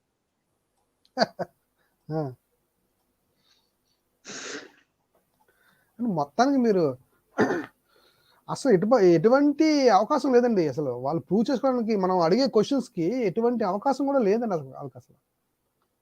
20,000 సంవత్సరాలు అని మనకి రామాయణంలోనే ఉత్తరాఖండలో 2 సార్లు 42వ సర్గలో ఒకసారి, మళ్ళీ 103వ సర్గలో ఒకసారి 20+20 10+10 20,000 ఇయర్స్. ఇంత 20,000 ఇయర్స్ కి వెనక్కి వెళ్ళిపోయి మనం ఒకవేళ ఎతికినా వీళ్ళందరూ 500 BC వాళ్ళే దొరుకుతున్నారే. యవనులు వాళ్ళు ఇంకా లేటెస్ట్. వాళ్ళు అలెగ్జాండర్ వచ్చి ఉన్న ఆ కాలంలో నేను అది కూడా ముందు కవర్ చేస్తా. ఇది కూడా ఉంది, యవనులు కూడా ఉంది ఇంకా ముందు రైట్ అండి. అంటే ఇంకా ఒక 20 minutes లో అవగొట్టేసేస్తాను. సో ఇక్కడ నేనేమన్నానంటే మీరు చెప్పడం అయితే చెప్పారు, రాయటం అయితే రాశారు. కోట్ల అంటే 1,80,00,000 సంవత్సరాలని మీరు చెప్తున్నారు. రాయటం ఏమో సరే ఇక్కడ యుగాలు ఉన్నాయి, యుగాలకి ఇన్ని వేల సంవత్సరాల గ్యాప్ ఉంది, లక్షల సంవత్సరాల గ్యాప్ ఉంది అంటున్నారు. మరి ఆ లక్షల సంవత్సరాల గ్యాప్ లోనే మనకి త్రేతాయుగంలో మరి శ్రీరాముడు 20,000 ఇయర్స్ పరిపాలించినట్టుగా ఉంటుంది. శ్రీరాముడి పరిపాలన చేసే దానికన్నా ముందే ఇన్ని రిఫరెన్స్ చూసాం. వీళ్ళందరూ 500 BC వాళ్ళు. వీళ్ళందరూ ఎవరు టైం మిషన్ ఎక్కి టైం ట్రావెల్ చేసింది ఎవరు అనేది నా క్వశ్చన్. టైం ట్రావెల్ ఇక్కడ తెలిసిపోతుంది ఫేక్ అని. మనం ముందుకు వెళ్ళిపోదామండి. Okay right. వాళ్ళు మనం అడిగిన క్వశ్చన్స్ జవాబు లేదండి వాళ్ళ దగ్గర. రైట్.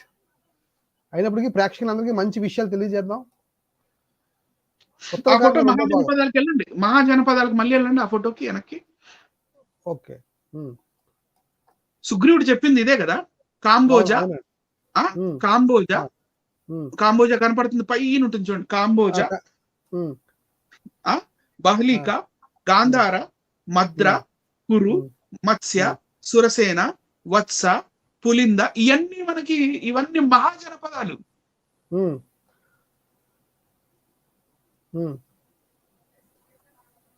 రైట్ అండి.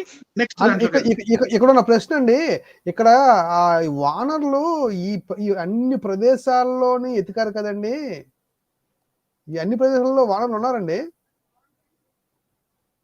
సార్? ఒక్క నిమిషం, ఒకసారి మనల్ని చూపించండి. అసలు ఈ అన్ని ప్రదేశాల్లో వానరులు అనేవారు ఉన్నారని పెద్ద డౌట్ అండి నాకు. ముందు చాలా రోజు డౌట్ ఉంది నాకు. అది కాదండి, ఇప్పుడు 5500 BC, 2500 సంవత్సరాల క్రితం వీళ్ళంతా సురసేన, మాద్రక, కురు, వత్స, ఈ పాంచాల, లేకపోతే ఈ మత్స్య, కాంబోజా, బహ్లిక, యవన, సఖ, ఇవంతా రైట్. 2500 సంవత్సరాల క్రితం కోతులు మాట్లాడయ్యా.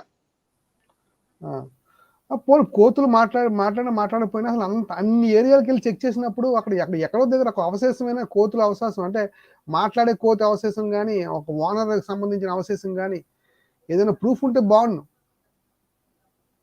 కోతులు మాట్లాడతాయా? అది పాయింట్, అసలు పాయింట్ అది. 2500 years క్రితం కోతులు మాట్లాడాయా? ఇప్పుడు ఎప్పుడైనా కోతులు మాట్లాడే, అసలు ఎప్పుడైనా చరిత్రలో ఎక్కడైనా కోతి మాట్లాడేది? ఇప్పుడు ఇంకా క్లియర్ గా చెప్తాను. యవనులు ఉన్నారు, యవనులు, ఇండో గ్రీక్స్ వచ్చారు ఇండియా దగ్గరికి. యవన రాజ్యంలో కూడా వెతకమని చెప్తున్నాడు కదా. యవనులు ఎప్పుడు వచ్చారు? అలెగ్జాండర్ కి ప్యారలల్ గా వచ్చారు కదా. అవును. అలెగ్జాండర్ కాలంలో యవనులు అని ఇక్కడ రాసింది కాబట్టి, యవనుల కాలంలో కోతులు మాట్లాడాయా అనేది నా క్వశ్చన్. కోతులు నిజంగా మాట్లాడితే అలెగ్జాండర్ జడిసిపోయి పారిపోయి ఉంటాడు రివర్స్ వెనక్కి.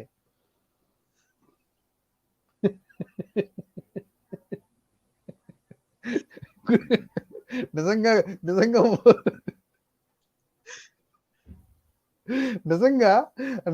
చాలా కామెడీగా ఉంది ఇది. అలెగ్జాండర్ టైంలో కోతులు మాట్లాడితే ఒకలా, ఈ అలెగ్జాండర్ అనేవాడు ఇండియాకి వచ్చి చూసి జడిసిపోయి నవ్వు ఆపుకోలేకపోతున్నాం వీళ్ళు చెప్తున్న విషయాలు.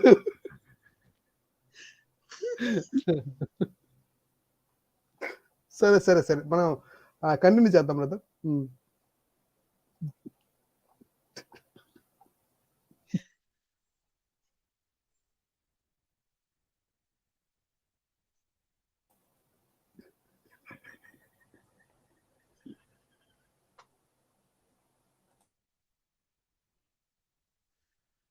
సార్ నెక్స్ట్ దానికి వెళ్ళండి సార్.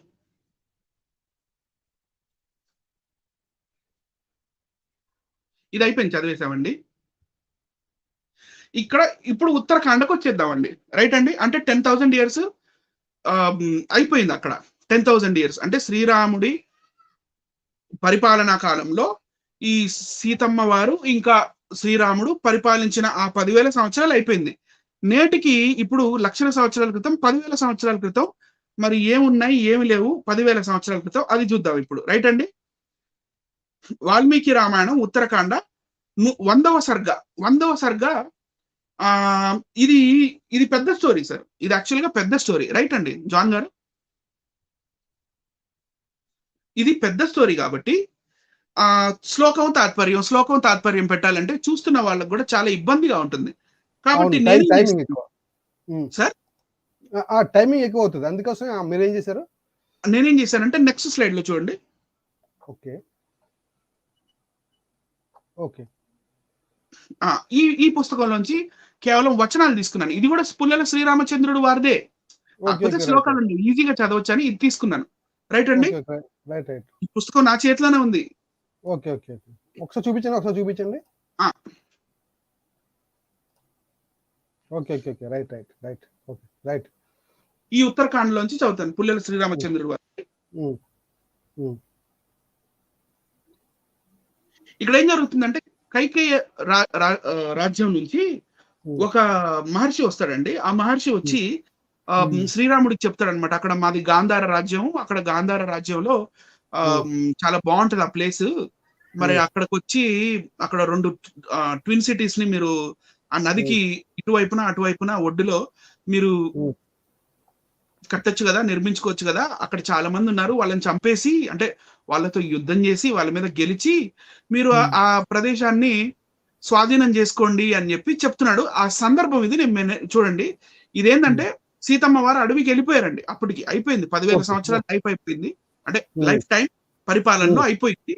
నెక్స్ట్ 10,000 సంవత్సరాలు, రైట్? మహర్షి రాముని మాటలు విని, సెకండ్ పారాగ్రాఫ్ నుంచి అవుతున్నాను. మహర్షి రాముని మాటలు విని అద్భుతమైన పెద్ద కార్యమును గురించి చెప్పుటకు ఉపక్రమించను. గొప్ప బాహుబలం గల నరశ్రేష్ఠుడా, నీ మేనమామ అయిన యుధాజిత్తు, అంటే కైకేయ రాజ్యానికి ఉన్న ఆయన యుధాజిత్ అన్నమాట, రాజు పేరు, ఆయన పంపించాడు. యుధాజిత్తు ప్రేమపూర్వకంగా పలికిన మాటలను ఇష్టమైనచో వినుము.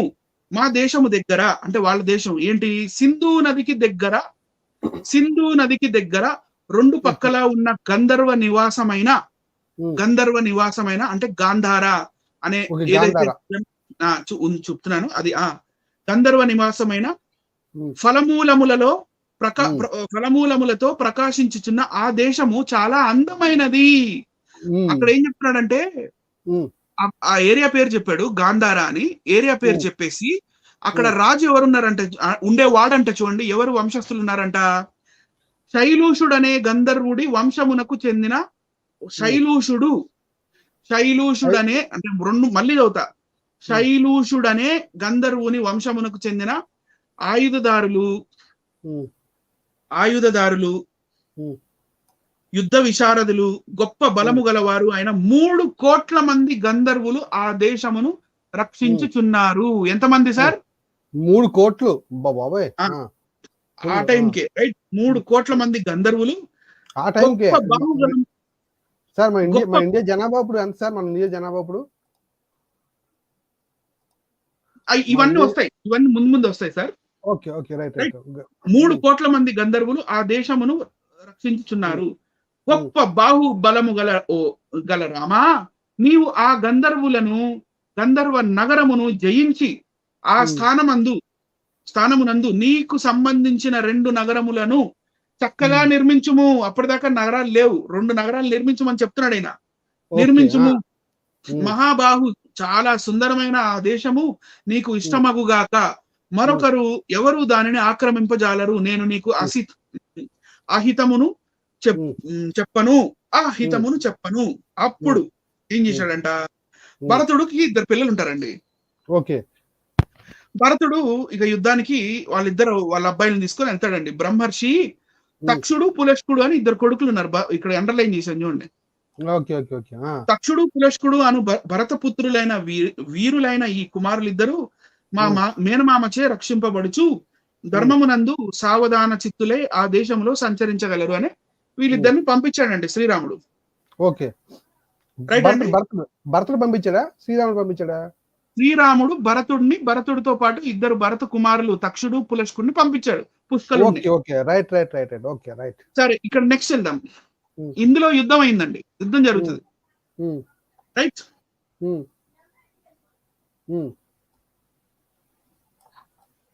ఓకే, యుద్ధంలో ఏం జరుగుతుందండి? యుద్ధంలో ఏం జరుగుతుంది, చంపేస్తారు మనోళ్ళు చంపేస్తారు శత్రువుల్ని. ఓకే. తర్వాత ఆ పైనుంచి అవుతున్నాను చూడండి. భగవంతుణ్ణి ముందు ఉంచుకొని సైన్యముతో అనుచరులతోనూ కలిసి వెళ్లి గంధర్వులను సంహరించి 2 పట్టణములను విభజించుకొనగలరు అని చెప్తుంటే, పరమ ధార్మికులైన భరతుడు 2 పురములను నిర్మించి పుత్రులను అచ్చట నిలిపి నా వద్దకు రాగలడు అని రాముడు చెప్పాడు. రాముడు మహర్షితో ఇట్లు పలికి సైన్యముతోనూ అనుచరులతోనూ కూడిన భరతుడిని ఆదేశించి అప్పుడు ఆ పురద్వయ రాజమునందు ఆ కుమారులిద్దరికి అభిషేకము చేశాను. భరతుడు అంగిరసుని పుత్రుడైన ఆ గార్గుని ముందు ఉంచుకొని ఆ శుభ నక్షత్రములందు, సరే ఇదంతా మనకి అవసరం లేదండి, నెక్స్ట్ దానికి వెళ్దాం. 101వ సర్గలోకి వెళ్దాం. నెక్స్ట్ అండి, ఇదే కదా నెక్స్ట్ 101వ సర్గ. ఓకే. 101వ సర్గకు వచ్చేసాం. సర్గలో పేరేముంది? భరతుడు గంధర్వులను సంహరించి 2 పురములను నెలకొల్ప పుత్రులకిచ్చి అయోధ్య తిరిగి వచ్చుట. ఈ చాప్టర్ పేరు. ఓకే. రైట్ అండి. కైకేయ దేశ రాజైన యుధాజిత్తు గార్గ్యునితో కూడా సైన్యమునకు నాయకుడైన భరతుడు వచ్చినట్లు విని చాలా సంతోషించను. యుధాజిత్తు గొప్ప జన సముదాయంతో కలిసి బయలుదేరి, అంటే ఉత్త పుణ్యానికి ఏం లేదు, ఊకనే యుద్ధానికి వెళ్ళారు వాళ్ళు, రీజన్ ఏం లేదు. ఓకే. రైట్ అండి. సో నెక్స్ట్ వెళ్ళిపోదాం సార్. ఇక్కడ ఏవేవో చెప్తారు ఇందులో, అంటే పులులు అవి ఇవి కూడా వెళ్ళినాయి అంటే వీళ్ళతో పాటు యుద్ధానికి. ఒక విషయం అండి, రాముడు ఎప్పుడు యుద్ధంకి వెళ్ళారండి, పుల్లు, సింహాలు, ఎలుగుబంట్లు కూడా ఆయనతో పాటు వెళ్తుంటాయండి రామాయణం అంతా కూడా. ఎందుకంటే అక్కడ మృత కళేబరాలను తినాలి కదా, పుల్లు తింటాయండి బాబోయ్. అంటే ఇప్పుడు ఏంటి సర్కస్ మెయింటైన్ చేస్తున్నారు ఏంటి వీళ్ళు? సరే ఓకే. ఇక్కడ మళ్ళీ 101వ సర్గలో ఇక్కడ 4వ శ్లోక తాత్పర్యం నుంచి వాళ్ళందరినీ సంహరించి భరతుడు సుసమృద్ధులైన 2 పురములు నిర్మించను. సార్ ఇక్కడ నోట్ దిస్ పాయింట్, ఎవరైనా చూస్తున్న వాళ్ళందరూ కూడా, భరతుడు 2 పురములు నిర్మించను. భరతుడు గంధర్వ దేశములోని తక్షశిల అను పురములో తక్షుణ్ణి, గాంధార దేశమునందు పుష్కలావతపురమునందు పుష్కలుణ్ణి రాజుగా చేసెను. రాజు తక్షశిలకి తక్షుని. రైట్. దాని ముందులో ఏం చదువుతున్నా మళ్ళీ, వాళ్ళందరినీ సంహరించి భరతుడు సుసమృద్ధులైన 2 పురములను నిర్మింపజేసెను. రైట్ అండి. నిర్మించాడు. ఆ 2 పురములు నిర్మించడానికి 5 years పట్టిందంట. ఓకే. అంటే అప్పటిదాకా తక్షశిల లేదు అందని అర్థం. లేదు. ఓకే. గ్రేట్ అండి. రైట్ అండి. ఈ పుష్కలావతం అనేది కూడా లేదు. ఇప్పుడు మనం శైలూషుడు అనేది ఒకటి చూసాం ఇందాక. శైలూషుడు ఎవరు? తక్షశిల భరతుడు కట్టించాడా? చదవండి. పుష్కలావతపురం ఎక్కడ ఉంది? రైట్ అండి సార్. Okay right. వెళ్దాం నెక్స్ట్.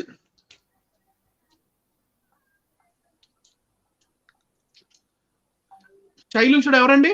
కొంచెం చిన్నగా చేసండి, కొంచెం మినిమం చిన్నగా చేయండి.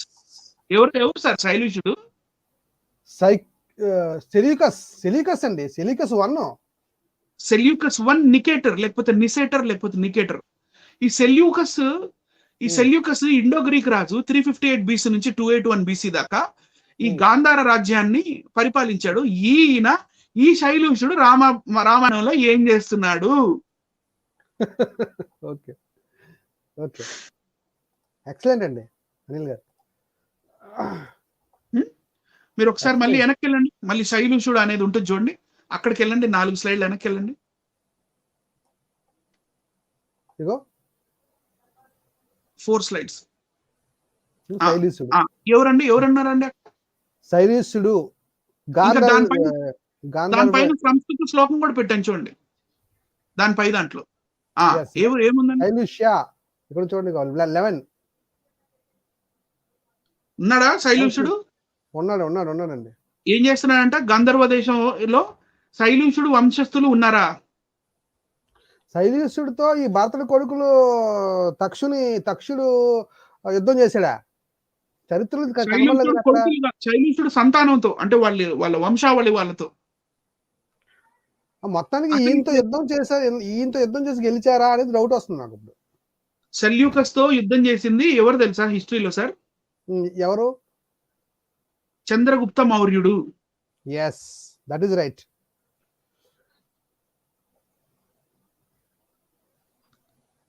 రైట్ అండి. ద హౌస్ ఆఫ్ సెల్యూకస్ అని ఒక బుక్ ఉంటుంది. ఇందులో చెప్తాడు ఆయన రాజ్యం సైజ్ ఎంత ఉందో చెప్తాడు సెల్యూకస్ గురించి. చూడండి 57 పేజ్ లో పై చదువుతున్నాను. Seleucus once more repossessed himself of the province and during the following 9 years 311 నుంచి 302 BC made his authority supreme in Iran as well as in Euphrates Valley or In other words, all over the eastern part of empire to the Zaxartes and Indus. ఈ మధ్యప్రదేశ్ అంటే ఈ భాగంలో ఉన్నదాన్నే కదా గాంధార అంటారు. అవును. So ఈ గాంధార రాజు ఎవరండి? మన రామాయణంలో చెప్పింది శైలుషుడు ఎవరండి? సెల్యూకస్. yes, okay. ఈ సెల్యూకస్ అనే అతను మనల్ని చూపించండి సార్. ఈ సెల్యూకస్ అనే అతను, మనం అలెగ్జాండర్ గురించి మాట్లాడుకున్నాం కదా, ఈ అలెగ్జాండర్ కాలంలో అలెగ్జాండర్ యొక్క వన్ ఆఫ్ ద జనరల్ ఈయన. తర్వాత అలెగ్జాండర్ చనిపోయిన తర్వాత ఈయన చుట్టుపక్కల రాజ్యాలతో ఎంతో మందితో యుద్ధం చేసి ఈ సెల్యూకస్ అనే అతను రాజు అయ్యాడు. చాలా స్ట్రాంగ్ అండి, చాలా స్ట్రాంగ్ ఆయన, చాలా స్ట్రాంగ్ రాజు. ఈ సెల్యూకస్ మన చంద్రగుప్త మౌర్యతో యుద్ధం చేసినట్టుగా ఉంది. చంద్రగుప్త మౌర్యతో ఇద్దరిలో ఎవరు గెలిచారో మనం చెప్పలేం. ఎందుకంటే యుద్ధం చేసి ఈ సెల్యూకస్ ఇంకా చంద్రగుప్త మౌర్య వీళ్ళిద్దరూ ఒక ఒప్పందానికి వచ్చారు. ఒప్పందం ఏంటంటే, సరే నేను ఈ ప్లేస్ ఈ కాంబోజా లేకపోతే ఈ మన గాంధారాలోని కొంత ప్లేస్ నేను మీకు ఇస్తా, కానీ నాకు 500 ఏనుగులు ఇవ్వండి, ఈ ప్లేసెస్ మీరు తీసేసుకోండి, నాకు దగ్గర యుద్ధం చేయడానికి యుద్ధ ఏనుగులు కావాలి అంటే చంద్రగుప్తుడు 500 ఏనుగులు ఇచ్చాడండి. ఈ సెల్యూకస్ కూతుర్నే కూడా ఈ మౌర్య వంశస్థుల్లో ఒకళ్ళకి ఇచ్చి పెళ్లి కూడా చేయడం జరిగింది. ఓకే, ఇది చరిత్ర. మరి ఇది ఈయన భరతుడు వచ్చి ఆయన్ని హతమార్చి అక్కడ పట్టణాలు కట్టాడు. ఒకసారి మీరు మనల్ని సైడ్కి పెట్టి అది పీపీటీ చూపించండి. తప్పకుండా. ఓకే, ఇవి సెల్యూకస్ కాయిన్స్ అండి. Okay, Seleucus coins. ఏనుగు కూడా ఉంది, ఏనుగు తీసుకెళ్ళినట్టుగా ఉంటుంది. ఎందుకుండదు? ఆ హిస్టరీ ప్రకారంగానే వాళ్ళ కాయిన్స్ కూడా ఉంటాయి. అంటే జరిగిందని జనరల్ ప్రూఫ్. మరి భరతుడు కొడుకు వెళ్ళి యుద్ధం చేశాడన్న ప్రూఫ్ ఏంటి? ఓకే, నేను మీకు ఇక్కడ ఇది కూడా పెట్టాను. ఒకసారి పైకి వెళ్ళండి, పైకా కింది ఇది ఉంది. ఒక్కసారి కొంచెం జూమ్ చేసి చూస్తే, Seleucus soon turned into attention once again eastward the Persian province in what is now modern Afghanistan, together with the wealthy kingdom of Gandhara. గాంధారకి he was the king ఆ టైం. అప్పుడు గాంధార రాజు శైలుషుడు కాదు, ఆయన పేరు సెల్యూకస్. yes, okay. ఇదే ఇందాకటి slide, coins ఉన్న స్లైడే నేను చెప్తుంది. ఓకే, ఇదే. ఇక్కడ గాంధార అనే పాయింట్ ఉందా? గాంధార ఎక్కడ నుంచి చూపించిన అసలు నేను జూమ్ చేయండి సార్, కనపడిపోతుంది. జూమ్ చేస్తాను. గాంధార అంటే ఇప్పుడు రామాయణంలో ఉన్న గాంధార ఇక్కడే ఉంది అని గాంధార పేరు కూడా చూపిస్తా ప్రేక్షకులారా. ఇదిగో చూడండి ఇక్కడ అండి, Gandhara and the states of the Indus valley. yes, okay. And had all submitted to Alexander the Great and became the great part of empire. So Seleucus అనే అతను గాంధారకి రాజే, కానీ ఆయన శైలుషుడు కాదు. భరతుడు ఎన్నడూ ఓడగొట్టలేదు. భరతుడు కట్టిస్తే తక్షశిల రాలేదు. తక్షశిల ఎవరు కట్టించారో చెప్తాను నేను, నెక్స్ట్ చూడండి.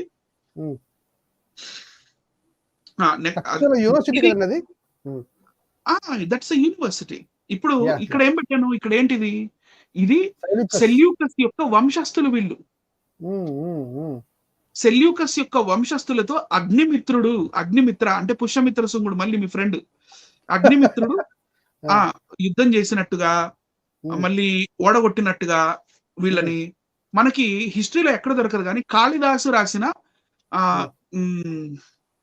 మాళవికాగ్నిమిత్ర అనే ఒక డ్రామా ఉంటుంది, ఒక స్టేజ్ ప్రోగ్రామ్, ఆ డ్రామా పోయిటరీ అందులో దొరుకుతుంది. దాన్ని తీసుకొని వీళ్ళు ఇందులో కలిపారని నా డౌట్. అంటే ఆ కథలో అంటే జానపద కథలు అంటారండి, జానపద కథలు అంటారు కదా, జాతక కథస్ అంటారు. రామాయణం అనేది యాక్చువల్లీ నేను విన్నది ఏంటంటే, నేను పరిశీలించింది ఏంటంటే, బౌద్ధుల యొక్క జానపద గద్య భాగాల్లో నుంచి ఈ తీసుకున్నారు అనేది నా డౌట్ అండి. ఇప్పుడు మీరు చెప్తున్న రీతిని బట్టి ఈ అక్కడ వారు ఎంటర్టైన్మెంట్ కోసం అక్కడక్కడ ఊరు వెళ్ళి కొన్ని ప్రోగ్రామ్స్ కండక్ట్ కన్వర్ట్ చేస్తున్నప్పుడు ఆ కథల్ని రామాయణంగా రాశారేమో అనేది ఇప్పుడు మీరు చెప్తున్న విషయం, అంతే కదా? అది కనపడుతుంది కదా సార్, క్లియర్ కనబడుతుంది. కరెక్ట్ అండి, రైట్, కంటిన్యూ చేద్దాం. మాళవికాగ్ని మిత్ర అని కాళిదాసు రాసిన ఆ జానపద ఇందులో రాసిన ఈ విషయాన్ని మన ఇందులో రాసినట్టుగా కనపడుతుంది ఉత్తరాఖండలో. శైలూషుడు గాంధార మీకు సెల్యూకస్ 1 నికేటర్ కథ తీసుకొచ్చి మళ్ళీ ఇక్కడ పెడితే అది ఎలా సార్ నమ్ముతాం? నెక్స్ట్ ఇది వీళ్ళ వంశావళి. సార్ ఇక్కడ తక్షశిల గురించి చూద్దాం. తక్షశిల కట్టించాడని ఉంది కదా, ఏమనుందండి? వాళ్ళిద్దరిని 11వ శ్లోకం అండి ఇది. తక్షశిల అనుపురములో ఉంది.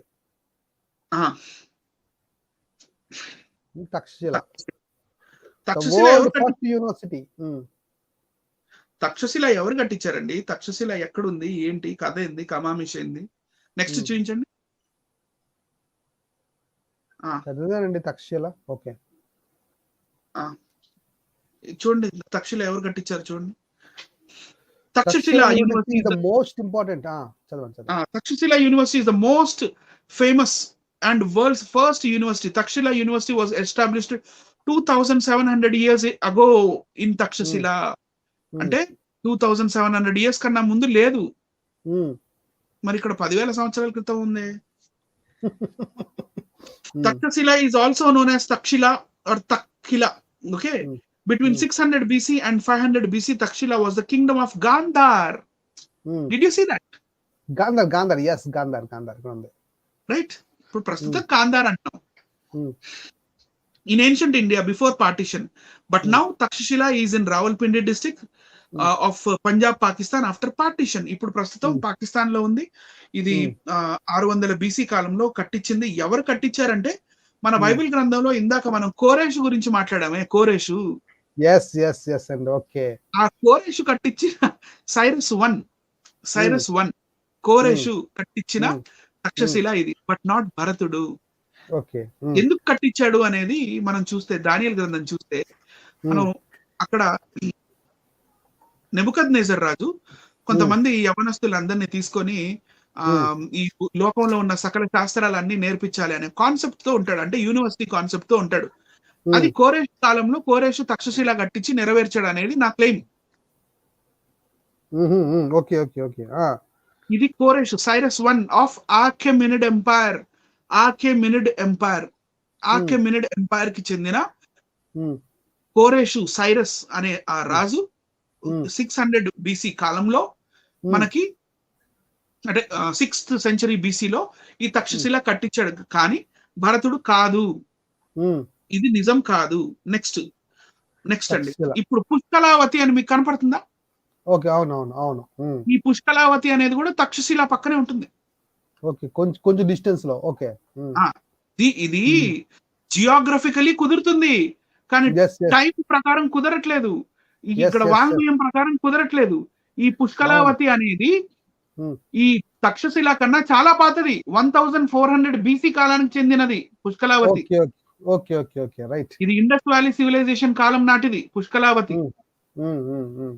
పుష్కల అంటే పద్మము, లోటస్ సిటీ అని దాని అర్థం. పుష్కలావతి 1400 సంవత్సరాలు BC కాలం నాటిది. తక్షశిల ఏమో 600 BC. మళ్ళీ ఈ మధ్యలో వీళ్ళు టైం మిషన్ ఎక్కారా అని నా క్వశ్చన్. ఎప్పుడు పడితే అప్పుడు ఎక్కేస్తారులేండి, అదేముంది కానీ. So I'm done with my presentation sir. Right అండి. టైం మిషన్ అంటే వాళ్ళు ఎక్కారా లేకపోతే భాస్కర్ రాజు ఎక్కిస్తాడు అనేది పెద్ద డౌట్ అండి నాకు. భాస్కర్ రాజు కానీ టైం మిషన్ అప్పుడప్పుడు ఆయన డాక్టర్ కదా, డాక్టర్ కమ్ సైంటిస్ట్ ఏమో. రాత్రిపూట అంతా అక్కడ రామాయణం జరిగిన స్థలాలకు వెళ్ళిపోయి అన్ని చూసేసి రివర్స్ వచ్చేసి ఇక్కడికి వచ్చేసి ఇక్కడ ప్రపంచానికి మన ముందుకు వచ్చేస్తున్నాడేమో అని నాకు మాత్రం డౌట్ అండి. టైం ట్రావెల్ చేస్తున్నారా భాస్కర్ రాజు గారు మీరు? రామాయణం ప్రూవ్ చేయడానికి, రామాయణం నిజమని ప్రూవ్ చేయడానికి టైం ట్రావెల్ చేసి వీడియోలు చేస్తున్నారా మీరు అనేది నా పెద్ద ప్రశ్న. ఇంకో విషయం అండి, తక్షశిల ఎవరు కట్టించారని ఇందాక అడిగారు మీరు. అది రిఫరెన్స్ కూడా చూపిద్దాం అనుకుంటాను బైబిల్లో నుంచి. అది చూపించి ప్రేక్షకులకి మనం ముగిద్దాం. ఎందుకంటే బైబిల్లోంచి కూడా చూపిద్దాం ఒకసారి. ఈ ఈ కోరేషు అనే ఆయన యెషయా గ్రంథం అండి. యెషయా గ్రంథం 44వ అధ్యాయము 44వ అధ్యాయం అండి. 44వ అధ్యాయము 28వ వచనాన్ని సమాజానికి చూపిస్తాను చూడండి.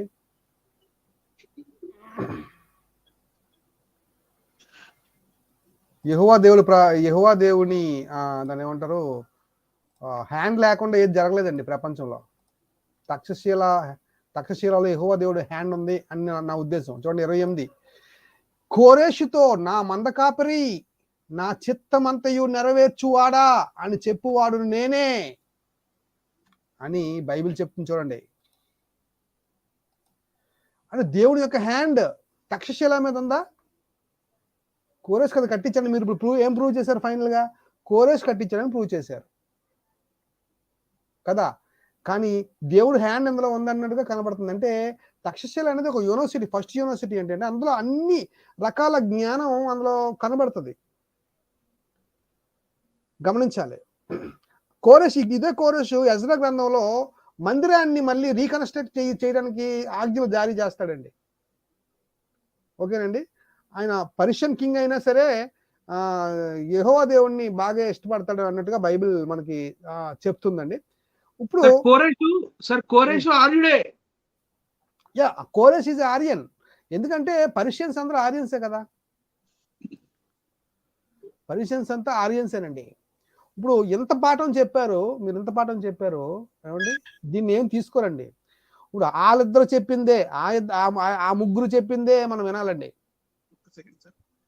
అజయ్ కుండా, if you can't control your language, better don't watch this program, okay? This is the last time I'm telling you. Okay. ఏమంటున్నారండి ఆయన? పర్లేదు చెప్పండి, ఏం పర్లేదు, నేను మాడతా కదా, చెప్పండి ఒకసారి. తీసేయండి సార్, అవసరం లేదు. అయినా రైట్ ఫ్రమ్ ద బిగినింగ్ అన్ని పిచ్చి పిచ్చి కామెంట్స్ పెడతా ఉంటాడు, మళ్ళీ డిలీట్ చేసేస్తే ఏడ్చుకుంటాడు. సరే కామెంట్ చేసిన వాళ్ళు కామెంట్ చేయనివ్వండి. కాన్సంట్రేషన్ దెబ్బతీసేస్తుంటాడు. ప్రోగ్రామ్ చూస్తున్న వాళ్ళు చాలా మంది సబ్జెక్ట్ కోసం చూస్తారు. మనం సోది మాటలేం మాట్లాడాం కదా, తీసేసేయండి. మీ దగ్గర ఉంది కదా, తీసేసేయండి, అది అవాయిడ్ చేసేయండి. ఓకే సరే ఇది మనం ఎలాగా తీసేస్తాం. నా ప్రశ్న ఏంటంటే, ఇప్పుడు ఎంత క్లియర్ గా మేము చెప్పాం కదా, ఈ క్లియరిటీతో వాళ్ళు చెప్పాలి. ఇప్పుడు మళ్ళీ మాకు ఆన్సర్ చేయాలి. నిజంగా వాళ్ళకి సత్తా ఉంటే ఆన్సర్ చేయాలి. పిచ్చి వీడియోలు చేయడం ఏమండి, మరి ఇందాక చెప్పినట్టుగా టైం మిషన్ ఎక్కి రావడం అలాంటివి చేయకండి. భాస్కర్ రాజు గారు, మీరు టైం మిషన్ ఎక్కడ ఆపండి సార్. టైం మిషన్ ఎక్కి టైంని కంట్రోల్ చేయడానికి చూడకండి. టైం మీ చేతిలో లేదు, టైం ఎవరి చేతిలోనూ లేదు. ఈ టైం అనేది అండి, టైం కండి ఖచ్చితమైన లెక్కలు ఉండవండి. టైంకి ఏంటంటే ఖచ్చితమైన లెక్కలు ఉండవు. అంటే పుట్టిన డేట్ ఇదే డేట్లో పుట్టాము. టైం ఈజ్ ఆల్వేస్ రన్నింగ్ కదా, రన్నింగ్ కాన్సెప్ట్ అది. టైం అనేది రన్నింగ్ కాన్సెప్ట్ అది.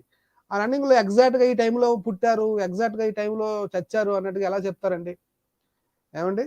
కనుక అప్రాక్సిమేట్ అనేది కనబడుతుంది టైంలో. ఎప్పుడు కూడా అప్రాక్సిమేట్ అని మాత్రమే కనబడుతుంది తప్ప ఒరిజినల్ గా డాట్ అని కనబడదు కదా. కనుక భాస్కర్ రాజుకి, నిజంగా భాస్కర్ రాజు గారు అసలు ఏమీ తెలియదండి. ఇందాక చెప్పింది రైట్ అండి. ఆయన టైం మిషన్ ఎక్కి పిచ్చి వీడియోలు చేస్తున్నాడు, అది మాత్రం ఖచ్చితం అండి.